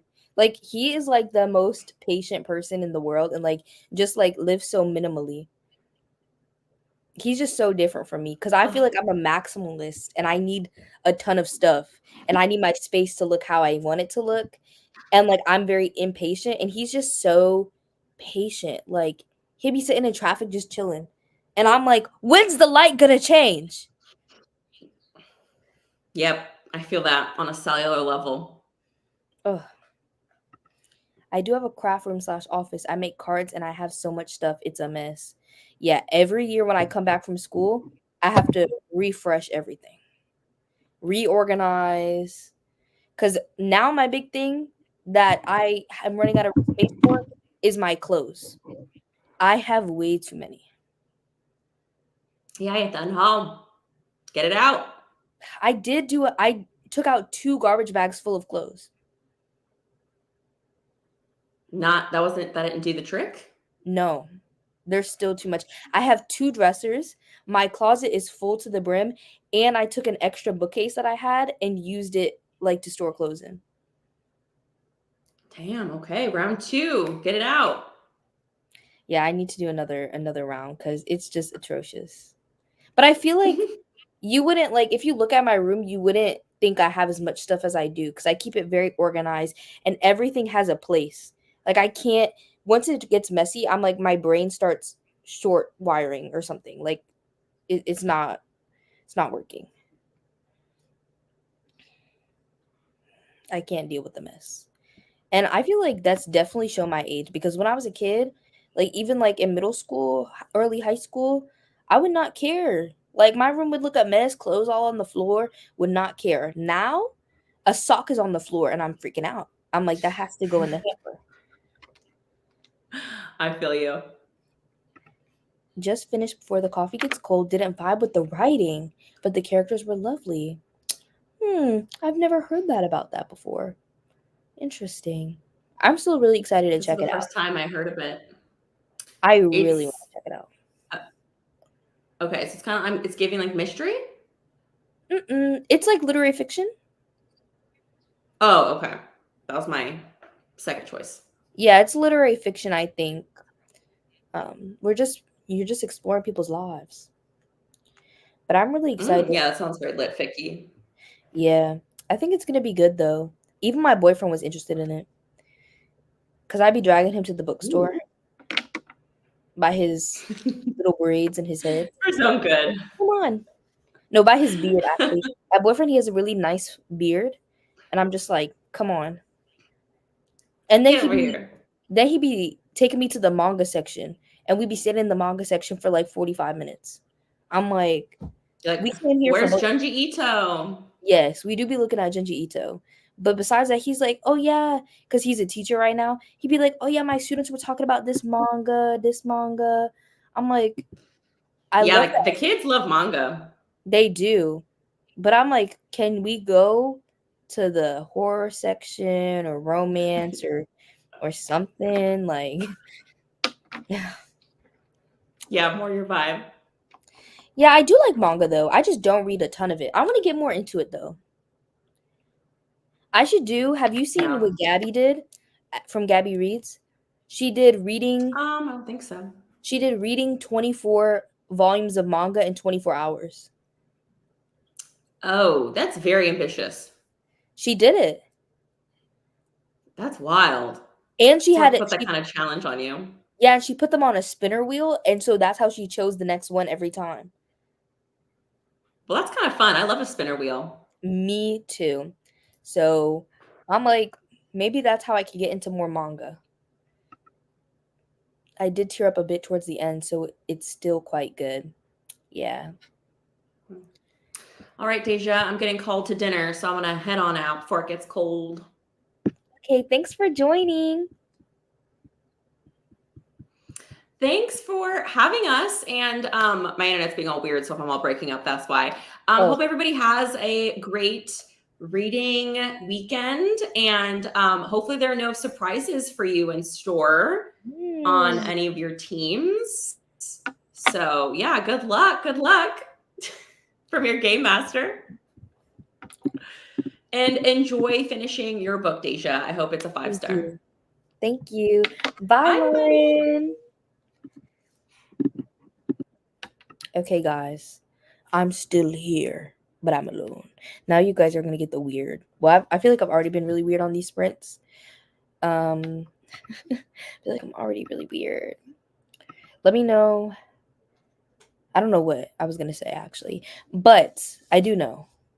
I'm going to do 2 more sprints because it's going to take over 1 sprint to finish this book. And I want to finish it today so that way I can feel accomplished because I said I wanted to finish the vlog that I'm filming, and this is the last book for it, I wanted to finish it by the end of day tomorrow. So if I finish it a whole day in advance, that would be amazing, especially because tomorrow's Mother's Day. And shout out to all the moms out there, period, parents in general. Y'all really doing it. So I'm like going to my sister's house and hanging out with my family a lot. And I really need to like edit like bad. Like I have videos backlogged filmed and I need to edit them. So if I could finish this tonight and then edit and hang out with my family tomorrow, that would be great. So we're gonna do 2 more sprints so I can finish my book because I only have this little chunk left. It's like 25% of the book, 26 I think. So it's gonna take me probably like 1.5 sprints, but this way we'll just do 2 so I can finish it. Let me know if you're just hopping in what you're going to be reading. We will sprint in 4 minutes at the 20-minute mark because I always sprint on 5s and 0s because it just works for my brain. But I'm really happy that y'all have been joining and chatting tonight. I kind of miss doing sprints on like the whole internet and not just on my Patreon because there's like so much interaction. On Patreon, there's definitely like a ton of interaction, but I just love like the influx of comments. Like I feel like there's so many new people here too that I've never interacted with before. So it's so fun getting to interact with y'all and get to know y'all more. Perfect. I can finish my book in less than 2 sprints too. Let's get it. Period. We are going to eat. Let me know what you're reading. If you're just hopping in, let me know how you think that your readathon has been going so far. I would love to know because as I was saying earlier with Lauren, it's so interesting having this from the game master perspective versus y'all's perspective because I just feel like I'm like la-di-da, like reading my books, like reading whatever and just logging them. So that reminds me, I need to log my other book so y'all can suffer a little bit. I also need to log them on my reading spreadsheet and my Goodreads and Storygraph too. Hello, Helen. We're going to do 2 more 45-minute sprints, so we definitely have some time. Now my alarm going off again. I need to snooze it or else I will literally forget that I need to take my medicine. So, but I'll take it the next sprint, I promise. Just joining in, I'm currently reading An Unexpected Peril by Deanna Raybourn. I've only read 1 book so far. Haha, this readathon is moving fast. This month is zooming. This year is zooming. Thank you for the sprints. I love seeing these. Of course, I'm hoping to do more Escape the Readathon sprints later on this month for y'all because it's just so much fun to do. Not you can forget to log. I actually can't. I cannot. That's why I need to be speeding up reading these books. This has been my favorite readathon of the year so far, and if Lexi does it again next year, I will be there. She definitely probably will. Well, let me not speak for Lexi, actually, because I don't want to put words in her mouth, but I personally hope that she does do it again next year. I'm rooting for it to come back next year, or at least a different rendition of it, like Escape the Readathon, but maybe like a different, kind of vibe. Yeah, for real, don't worry about logging. It's fine. Y'all, I need to log the books. The last game was harder, but we got out of that game. I'm loving this readathon. This readathon is so fun. Like, I've never experienced anything else like this readathon. Also, thanks for the sprints. I'll probably go to sleep in this one. Good night, everyone. Good night. As I said, I also have another readathon. I definitely have another readathon coming up in July that I'm going to be hosting. We haven't announced anything officially because it's a little far away, but if you're interested in a readathon that's very Discord based, there's teams, and it's also based on tarot, like the tarot cards, and basically your prompts are based off what cards you pull. And as I said, there's teams, and it's very Discord based, kind of similar to like how this one is team and Discord based, except this one has a lot more stuff going on. And I'm so amazed by Lexi and what she did with this readathon because honestly it's such big brain energy. But I'll probably have the readathon coming out July, so there should be an announcement about it next month. And if you want to kind of get a vibe of what we're going to do, I have an announcement video from last year. We did it in June last year, so if you want to kind of check out what it's going to be like, I do have that announcement video from then as well. I've read 8 books so far and I'm getting burned out. I'll be slowing down to prevent a crash and burn. That's really smart. I'm glad that you're able to, you know, see that within yourself and be able to counteract it. I think that's a really, really good skill because not everybody can do that. Some people just crash and burn. Honestly, I'm still learning the skill myself. This has definitely been an amazing readathon. I work full time, so it's hard for me, but I'm trying. I'm on my 4th book. That's okay. I'm on my 4th book too. And I don't even work full time. And I've been out of school this entire month. I did have finals. I did have a final on the 1st, and I moved out and moved in, moved out and moved in. So that was kind of a lot, but I don't work full time. I agree. This readathon is so much work behind the scenes. Yeah, literally, like Lexi is amazing for what she's done with this readathon. But I'm really excited to also like host mine. I think it's gonna be so fun. Ugh, I just love readathons. Like I know I said I was gonna sprint at the 20-minute mark, but now we went past it, so now we have to wait till 25. So I'm gonna keep yapping. I love readathons. I've been a part of the booktube community since, as I said, I was 11, 2013, because I'm 21. I'm a very young baby, I know. So I've been a part of the community since 2013, and I've been participating in readathons like behind the scenes and everything like that since they basically like the idea was created. And I had my channel in middle school for a little bit. All those videos are privated now. The first videos y'all see from my channel now is from 2020, when I restarted my channel back up because middle school is just embarrassing. Like nobody wants to have those videos out on the internet. So I started it back up in 2020 when I was a senior in high school. And during 2020, of course, or I was actually a junior. I think I started the summer before senior year. And when I was a senior, it was in the middle of COVID. I literally didn't go to school. Everything was online. So I was so involved in the community. I was doing readathons multiple every single month. I was hosting them, I was participating in them, and it was so much fun because, like the world kind of just stopped. So I was able to participate in all of them. And I really miss it. Like I miss participating in readathons the way that I used to. It's just so hard with school. Like it feels hard to like care about a readathon when you have so many billion and five other things going on in your life. But I really miss it. Like that's why I love the summer, because I can focus on the things that make me happy, like readathons, and not constantly stressing. Even though I do work and I take classes over the summer, it's still like easier, like I don't have enough as much stuff going on, and I'm not on campus, so I'm not like participating extracurriculars or anything like that. So I just love the summer and summer readathons because they are perfect for me. I have to decide what book I'm going to start after this, though, because I want to start my next reading vlog that I'm supposed to do that is basically reading my most anticipated releases of the year. So it's not all of them, but it's a lot of them. Let me go to my TBR. But I also have a lot of books for my actual TBR. If you guys are new to my channel, I do TBRs basically every month, and I do a spinner wheel to pick my prompts, and I do my TBR jar that I've been talking about throughout this sprint. But literally 4 of the books on my spinner wheel have not been read, and I do 5 every month. One of them is a book over 500 pages, and I chose House of Flame and Shadow, which is 30 hours on audio. So that's really fun. But 2 of the books I want to read for my most anticipated releases video have audiobooks, and 3 of them don't, because 2 of them haven't come out yet, and one of them, the audiobook, hasn't come out yet. So I kind of have to decide what I'm going to do. I probably will.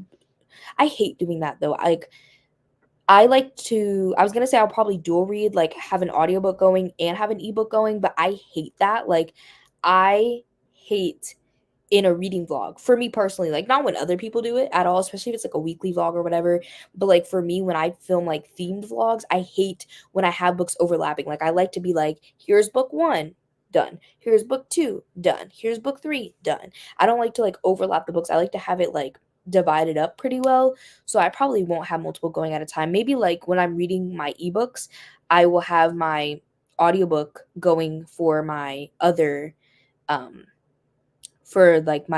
picks for the month for my spinner wheel. That's a good plan. I'm thinking ahead. I like that's why I like sprints, because I feel like I could talk all my bookish thoughts out loud and it helps me process. Grow Your Energy is 10 out of 10 incredible. I've been loving discovering creators in this readathon. Thanks for hosting. Thank you so much. That's really, really sweet. I just really appreciate y'all being here and that y'all are supporting such an amazing readathon, and Lexi and all the other creators that are part of this readathon. Like, I think y'all are so amazing for being here, truly. Okay, it is now, I know it's 26, but we're going to sprint anyways because I've been yapping for too long. So I'm going to put this back and we are going to sprint for another 45 minutes. We have two more sprints of the readathon left. There are plenty more sprints coming in the readathon. I'm going to say of this live show. So this is our second to last sprint, and I will see y'all back here in 45 minutes. Happy reading, everybody.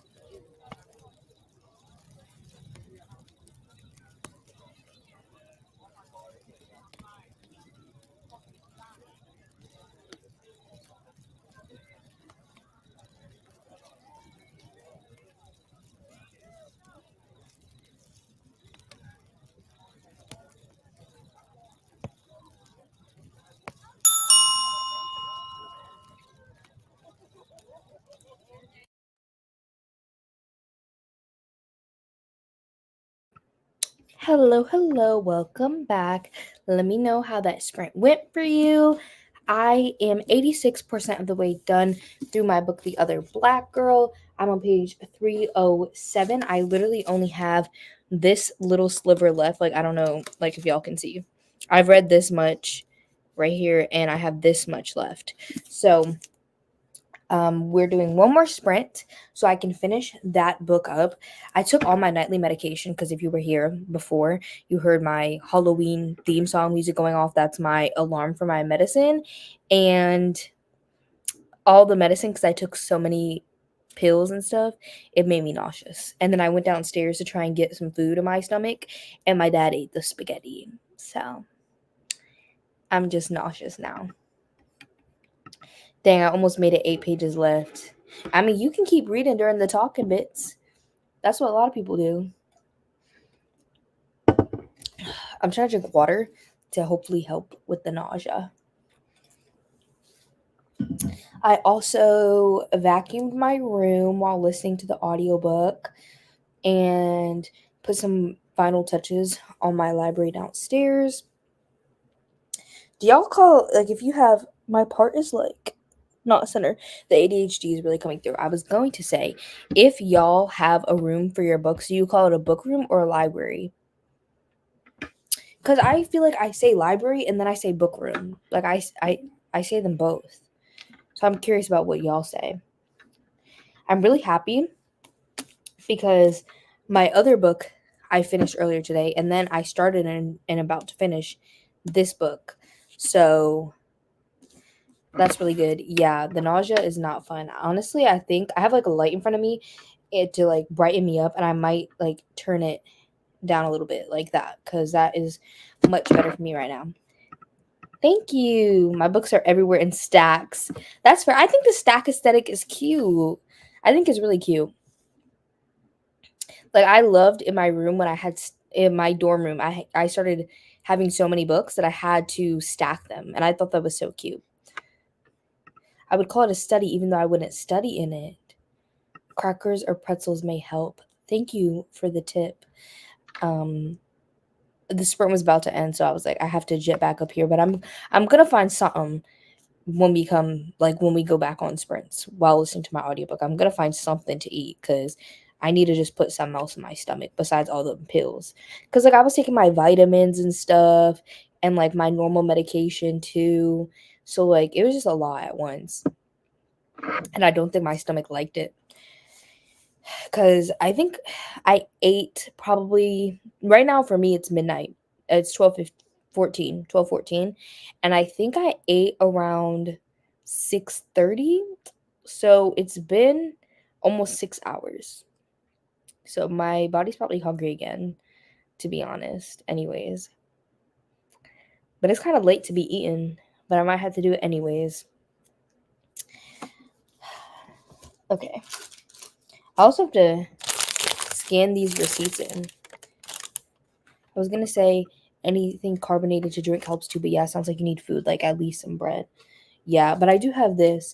Have y'all tried the Dr. Pepper strawberries and cream? I actually like it, and they have the zero sugar. I'm a zero sugar soda girl, personally. But let me know if you've tried this. I like it. And I actually was not a Dr. Pepper fan. I grew up on Coca-Cola my entire life. Like I've always had Coke in my household. Even as like a kid, like we would buy like the bottles of soda and we would drink it, of course. So I was like a diehard Coke girl, but then this year, 2024, I started getting into Dr. Pepper, like regular Dr. Pepper. And now I drink regular Dr. Pepper and I like the strawberries and cream. I love that Dr. Pepper. It's good. The only thing I would say is um I like to drink soda when I'm eating. You know what I'm saying? Like I like to drink soda when I'm eating. And I feel like Coke or Dr. Pepper is really good for that. But this is like so like fruity that I like wouldn't like I have drank this while eating before and it wasn't like the best experience. Like I think this is better to drink as like a dessert or something. Or something like that. Like you're just drinking it by itself or like I wouldn't even say do it with something sweet, to be honest. Like I would just drink this by itself while not eating anything. I haven't, but I like that can. I really like the design. Like they did a good job with the pink and black with the little strawberry. I think that's really cute. If you guys are new here and you don't know, it's not related to my majors in college at all, but I work as a junior graphic designer, so remotely. So if you ever hear me talk about my remote job in videos or whatever, it's because I'm a junior graphic designer. So like I think they did a really good job with the graphic design on this can. I can't do any sugar substitutes, but I love Coke. That's how my dad is. It's like it has a weird aftertaste, but I personally don't taste it. I was vibing the channel until you said you were a Coke person. It is Pepsi all the way, to each their own, I guess. I actually like I can't drink Pepsi at all. But to be fair, I grew up in New Jersey and everybody in New Jersey drinks Coke. Like nobody drinks Pepsi. Pepsi is definitely more of like a southern thing. Cuz now I live in North Carolina. But in New Jersey, basically every single person drinks Coke. Like nobody drinks Pepsi. Honestly, can't remember the last time I drank anything that wasn't water or coffee. That's fair. I drink a juice. I drink soda. Yeah. I just tried the peach Pepsi yesterday. It was meh, to be honest. I didn't know they had that. I don't be keeping up with Pepsi, to be honest with you. But I love peach flavored things. Like I love peach anything. Like my favorite energy drinks, because I also drink energy drinks, which I know are bad for you, but I'm a college student, so I get away with it. You know what I'm saying? So my favorite energy drink flavor is peach. Like the peach Alani New, the peach Red Bull, or the peach Monster. They're all delicious. Yes, aftertaste, yuck. See, I get it, but like I just don't taste it. The Coke Pepsi divide is real. Yep, I am from Kansas. That makes sense. It's Northerners drink mostly Coke, maybe Dr. Pepper, but yeah, where was Pepsi even founded?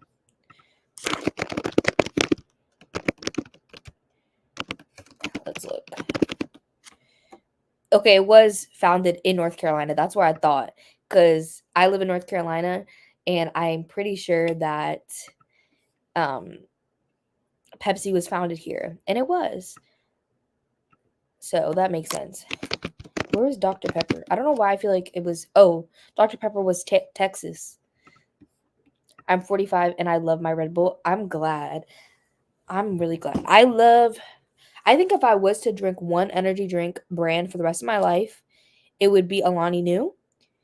But I drink Monsters more frequently just because, or at least I did, because at school, at my on campus, we have like C stores, like convenience stores where they sell like snacks and frozen foods and um, drinks and stuff. And so they sold Monsters, but they didn't sell like any other energy drink, just Monsters. And I think Bang. Oh, I take that back. The green tea at Panera, hibiscus or something. I like that. The Panera teas do be good. I never realized before, but you're right. In New York City, Pepsi isn't readily available anywhere. Yeah, or isn't readily available everywhere. Yeah, no. In the north, Pepsi's like not as common unless you're going to like a franchise that only like has Pepsi products. Like some restaurants only have Pepsi, some only have Coke. Well, each one only has like one. But the tea is passion fruit and papaya. I looked it up. Ooh, actually I don't think I like passion fruit. When I drink soda, I love Diet Coke and ginger ale. I do love a ginger ale, and now they also have zero sugar ginger ale. So my little zero sugar heart is happy. It's very, very happy. I'm just thinking about all the videos that I've been filming. Like I have so much to edit. Like I have to get up a recent releases video. No, recent releases, like a recent reads video. So I have that. And then I filmed a book haul before I left school. So I have that. I just filmed my little free library video today. I'm about to finish this reading vlog up when I finish this book. I filmed a video for my top tier on Patreon that I have to do as well. And I'm filming a summer reset video. So that's ongoing. And I'm about to start another vlog. So many videos. Agreed on peach mango flavor being superior. It's so good. I'm heading to bed, just took the pup out and ready to go to sleep. Thank you so much for sprints. I was a first timer to your sprints. Well, thank you so much for joining. I really appreciate it. Thank you guys to all of you guys for joining. I really appreciate all of you. Well, I just subbed, so I'm looking forward to checking out all the content. Thank you. I really appreciate it. I took a break. If you guys look at my channel, I took a break from posting in April just because I literally was in my last full month of school. So I was like fighting for my life. Like I was fighting in every sense of the word, mentally, physically, emotionally, spiritually, maybe not spiritually.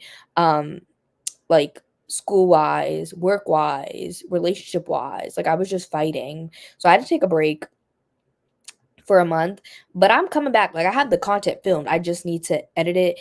And I switched to a Mac, I think in March. So I have to use a different editing software and I'm not like comfortable with it. So I feel like it makes me want to edit even less.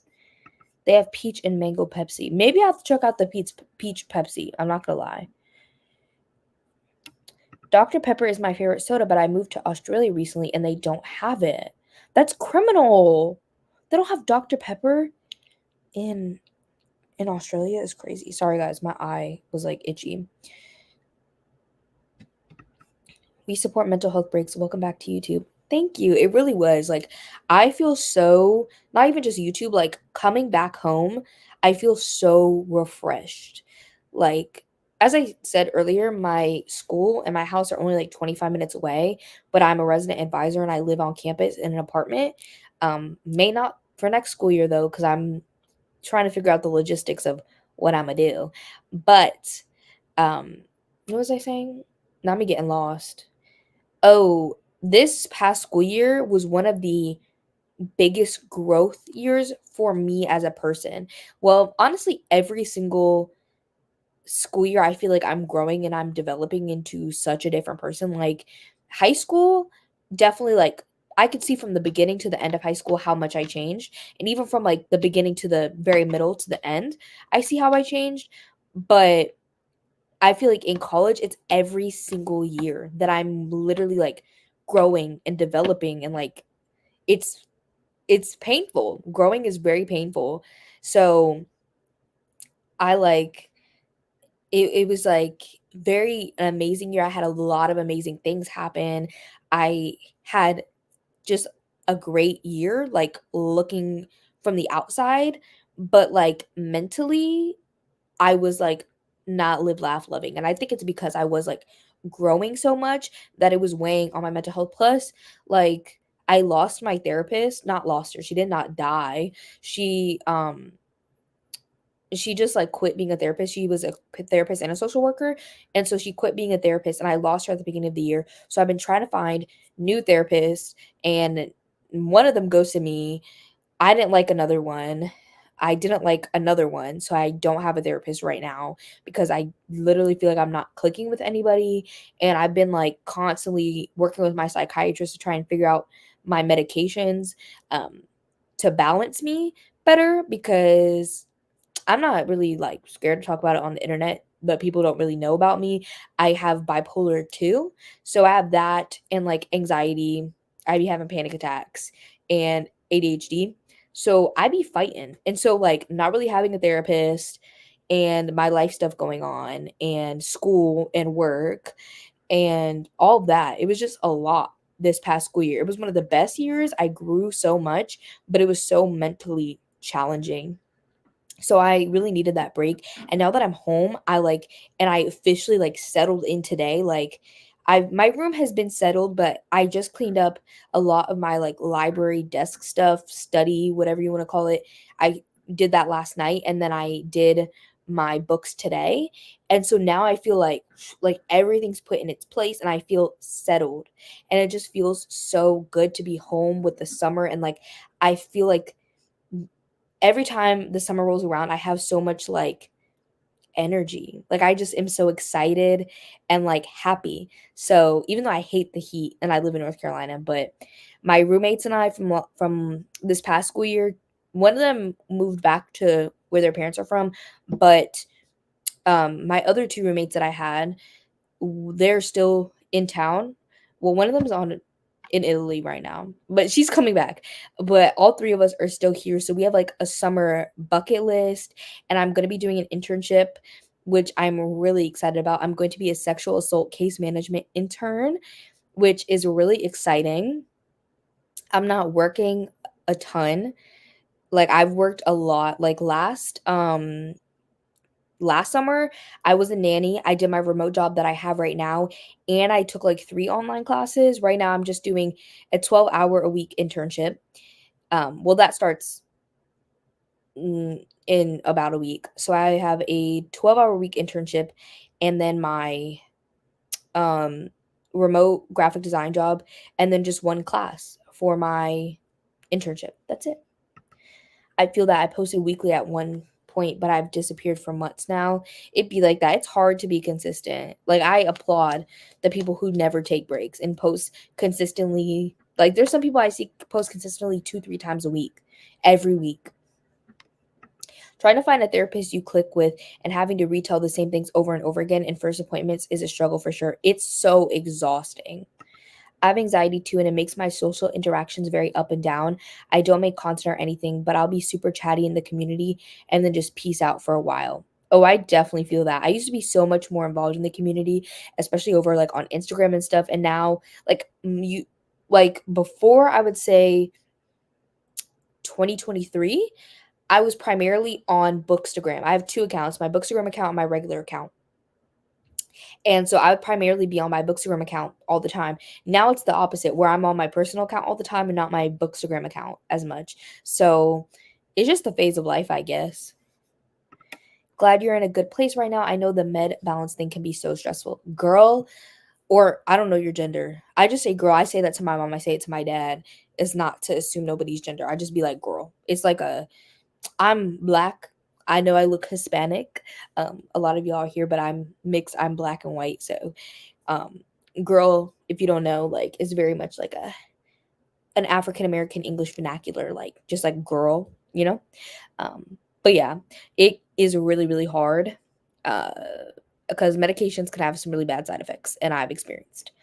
Congrats on the internship. Thank you guys. I'm really really excited. Like I'm not excited to do the class portion of it at all because I'm like, what are we gonna do? Just talk about our internships? Boring. But I am really excited to do my internship. My daughter has bipolar 2, and I always have to remind her to not overwhelm and to balance her priorities, trying to teach her she can't say yes to everything. Yes, like that is so real. I have always been somebody who overworks themselves. Like in high school, every Friday I would come back and I would crash at like 4 or 5 p.m. and sleep until 8 a.m. the next day because I was so exhausted from the week because I was in like hella extracurriculars, like all the honor societies. I was a co-editor in chief of my school's newspaper. I was in a nonprofit organization. I was taking all AP classes. Like I was just overworking myself. And in college, I've really tried not to do that. There's still a lot of balance because I do work. And I work multiple jobs and I try to do YouTube. Like I do resident advisor, graphic design, um, and then YouTube and my Patreon and school and like it's just a lot, but I feel like I've gotten a lot better at balancing. Yeah, see, I'm off all socials because I found out years ago that it's bad for my social. Yes, it's girl. LOL. I just do YouTube and Discord. Okay. Yeah. I feel like that's a good choice for a lot of people. I have a running joke that if my current therapist ever stops seeing people, our closing session is going to be developing a PowerPoint for my next one. It literally like it broke my heart because I was like, what? But she said that she might be coming back soon. So I'm still in touch with my old therapist. Yeah, yeah. I knew what you meant.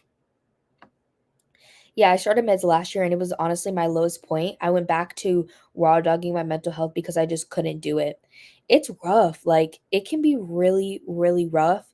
But like I realized like I didn't realize how bad my mental health was. I know we're gonna sprint again. I promise y'all who are just out there who aren't even like chatting in the chat. I promise y'all we're gonna sprint again, but now we having a good chat, so we might as well continue the chat. Um, but I didn't realize how bad my mental health truly was until I got into a long-term relationship. Um, my boyfriend and I guess we are not like technically long term, but like in my head we are because we locked in, but we have known each other since like for about a year and a half maybe, and we've been dating since July of last year. So almost like coming up on a year in like 2 months. And I did not realize how bad my mental health was until I saw how it directly affected somebody else. And like honestly, I recommend really sorting your stuff out before you get into a relationship because it's really rough.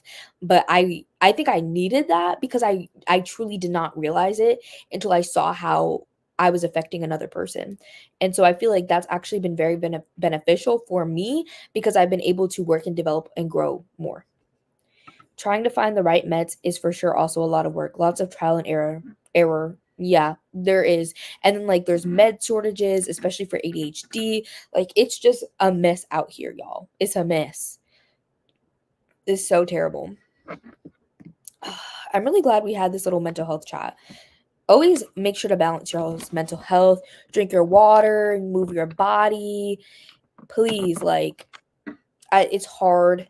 I know like this is coming from someone like this is I don't like to admit this on the internet or like any of this like it's just really hard. Like some days it's really hard to get out of bed, brush your teeth, take a shower. And I get that. But like do your best to show up for yourself and you may not be able to be at 100% every day, but that doesn't mean that you're not doing your best with the capacity that you have that day.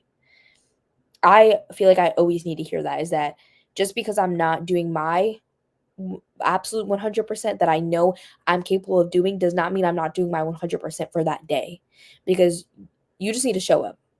That's it. Just show up for yourself and just like drink your water, move your body, take care of yourself, nourish yourself, do something that's going to make you happy, whether it's buying a new book, getting a candy bar, reading, watching a new movie, something, petting your dog, cuddling, whatever you need to do to make you happy, make sure you're doing it. Me too. Mental health is such an important topic that gets joked about and swept under the rug far too often. Not around here. I mean, I'll joke about like my own mental health. Like I'll be like, hee hee, like my life is kind of in the gutter. Like I'll make jokes about mine, but never other people's ever. Life is tough, but so are we. Period. Period. We will get through all of this, guys. Whatever you're going through, you're going to get through. And I know y'all are going through something because I personally feel like I'm literally always going through something. Like, even when life is good, there's still always something. I don't like that. That's what I've learned about becoming an adult. There's always something. I don't like that. I don't like that, y'all. Um, because I'm new to the adult world. Very new. Um, some of y'all have been doing this for forever, and I'm just here. Okay, what time is it? We will sprint in 6 minutes at 12:40. Well, it's 12 for me. At the 40-minute mark, we'll do our last 45-minute sprint at the 40-minute mark. Yeah, accepting that your abilities are not constant from one day to the next is tough. I still get really frustrated with myself on days when I don't have as much capacity to do stuff. Yes, like it's so hard. It's really, really difficult because like I've really learned this year, like I've had some bad, like when I say year, I mean like school year. So since like August, I've had some really bad like low points of like mentally, like I just couldn't, you know what I'm saying? Like I just couldn't. And I had to be okay with that. Like this semester at college was my worst semester that I've had. I had before this semester, I still have like a okay, before the semester I had a 4.0 and I think I have like a 3.98. So like it rounds up to a 4.0, y'all. Like it's still 4.0 basically. But this semester did drop me a little bit and like that hurt. Like coming from an overachiever child who took all the AP classes, literally has been thinking about getting into college since they were in kindergarten, has literally had a 4.0 for 2.5 years of college. Well, if you guys still count it, 3 years. 3.98 is basically 4.0. So 3 years. But that like hurt, but like I knew that I couldn't do the things that I needed to do while also caring for myself. Like I knew that my academics had to give a little bit, like something had to give, you know? And I still showed up. I still did the work, but I could not. give my all that I could normally give in a normal semester, because this semester, this like especially spring is always worse for me mentally. This spring is always bad. Like freshman year, spring semester freshman year was bad. This one was also pretty bad. And so like I knew that like my 100% capacity for this past semester was not my 100% capacity in fall semester. And I just had to come to terms and accept that, because there was a lot of days where I couldn't get out of bed. I couldn't. And like that's just how it was. But I'm here and I'm live life loving. So, whatever you're going through, you'll make it through. And, you know, if you can't give your 100% capacity, that's okay. You are showing up, and that's enough. We have 3 more minutes before we're going to sprint. For our very last sprint, I have a banner, a last sprint banner. I have banners for everything. Um, I love a banner. But yeah, I'm always super open to talking about mental health or anything, really. I'm a very open person. That's why, as I said earlier, I have my podcast, Gabbing It Up. We talk about mental health on there, um, queerness, intersectionality, pop culture, books, movies, anything. So if you're interested in hearing me talk ever about topics, my podcast is Gabbing It Up. I feel like I don't promote it enough. So that's why I'm like, if y'all want to listen, like we put so much work into it. We put out weekly episodes. It's available everywhere. We put it out on YouTube, Spotify, Apple Podcasts, whatever you listen to, it's there. Girl, the transition to learning how to structure your life yourself and learning your limits is so hard. Learning that just being in the process and staying in the process is enough on hard days. Yeah, like just living and like breathing on some days is hard, because you're like, what is going on?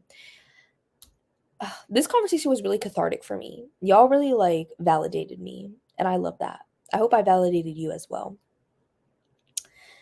But yeah, I love a mental health talk. That's why I plan on going into the mental health field. I haven't talked about that on this spring yet, but my degrees are in criminology and psychology. That's what I'll be graduating with, and I plan on going to get my master's and going into the mental health field, because it's very, very important, and I don't think people take it seriously enough, especially in the Black community. It's very much swept under the rug, and I feel like we need more Black mental health professionals, because personally for me, I really value having a Black mental health professional and seeing myself in them, and them being able to relate to me on that level, even if I'm not talking about something race based.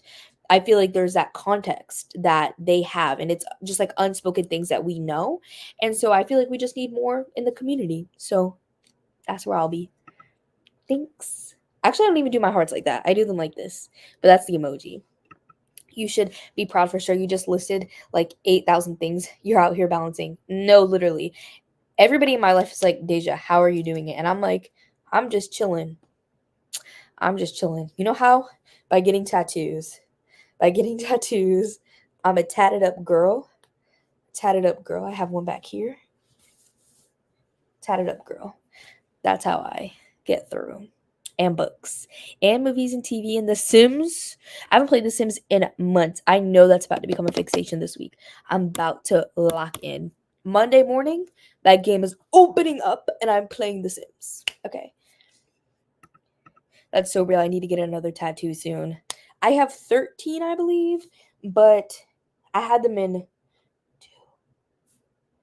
I think, 3 sessions. No,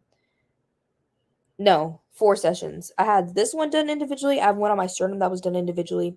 This one was done individually, and then all the rest of the ones, um, I got in one session. I think I got like 10 in one session.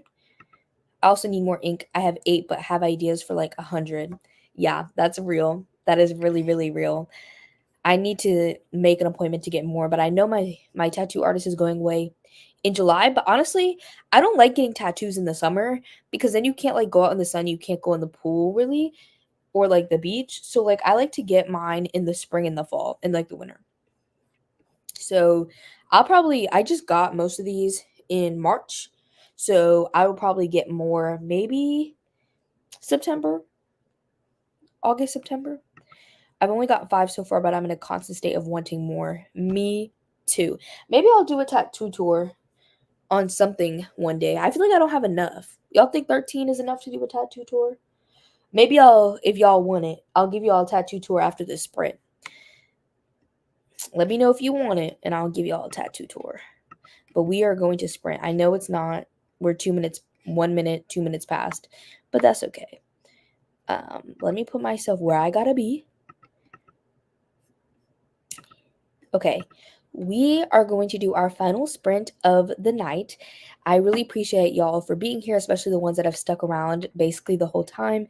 I really appreciate all y'all's support and y'all supporting this readathon, as I said. So I will see y'all back here in 45 minutes.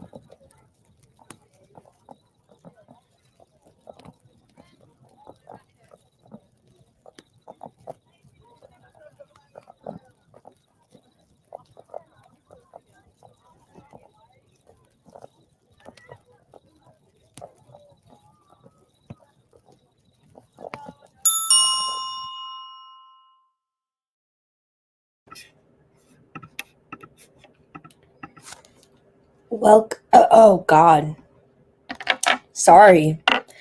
Welcome back. That was our last sprint. I actually, unfortunately, did not finish my book. I still have this much. Oh, that's the part that I just read.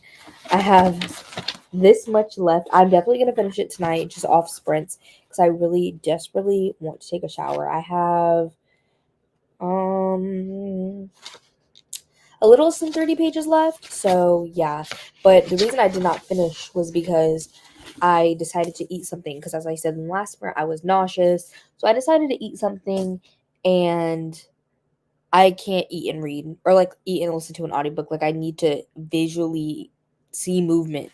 So always down for a tattoo tour. It's so interesting what different people gravitate towards getting inked. Now my name getting highlighted for the word gravitate. Yeah, okay. Evening, everyone. Going to continue my audiobook of Key Player by Kelly Yang. Well, so I have the hiccups now. Well, thank you for joining us. That was our last sprint. Finish my book, going to call it a night. Thanks for sprint, Stasia, and happy reading, everybody. Thank you for joining. Finish my book, Knife.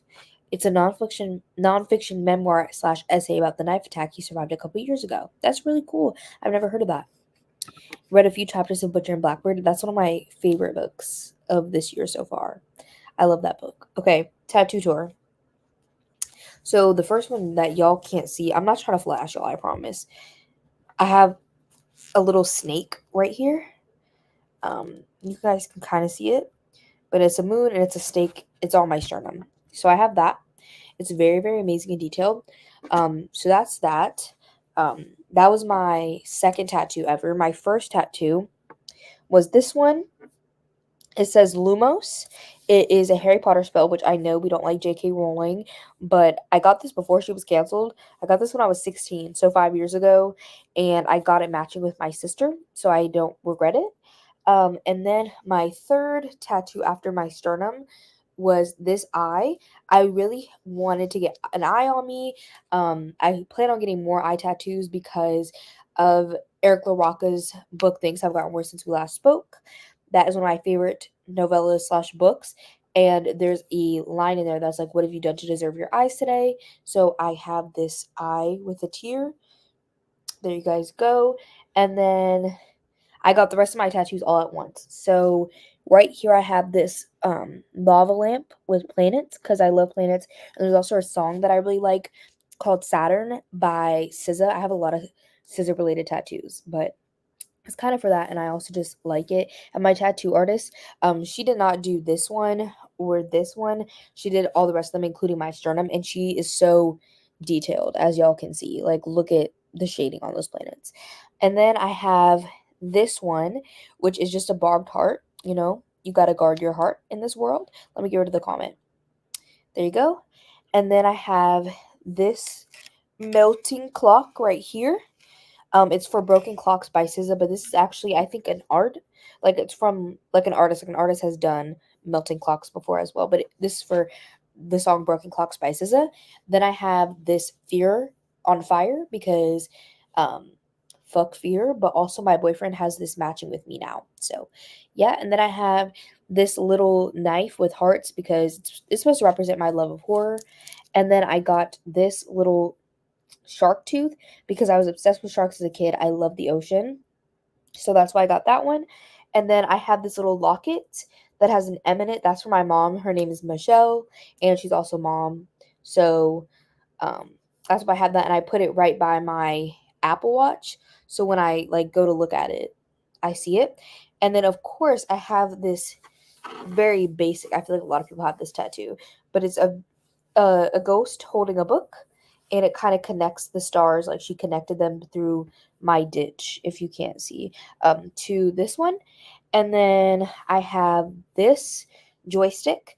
As I said, The Sims 2, the Sims in general, was a big part of my life. I love games. I I don't play like a ton of games. Like, I'm not playing 2K, or like, you know, what the boys are playing, Madden, whatever. But I play like Minecraft, Sims, Animal Crossing, random stuff.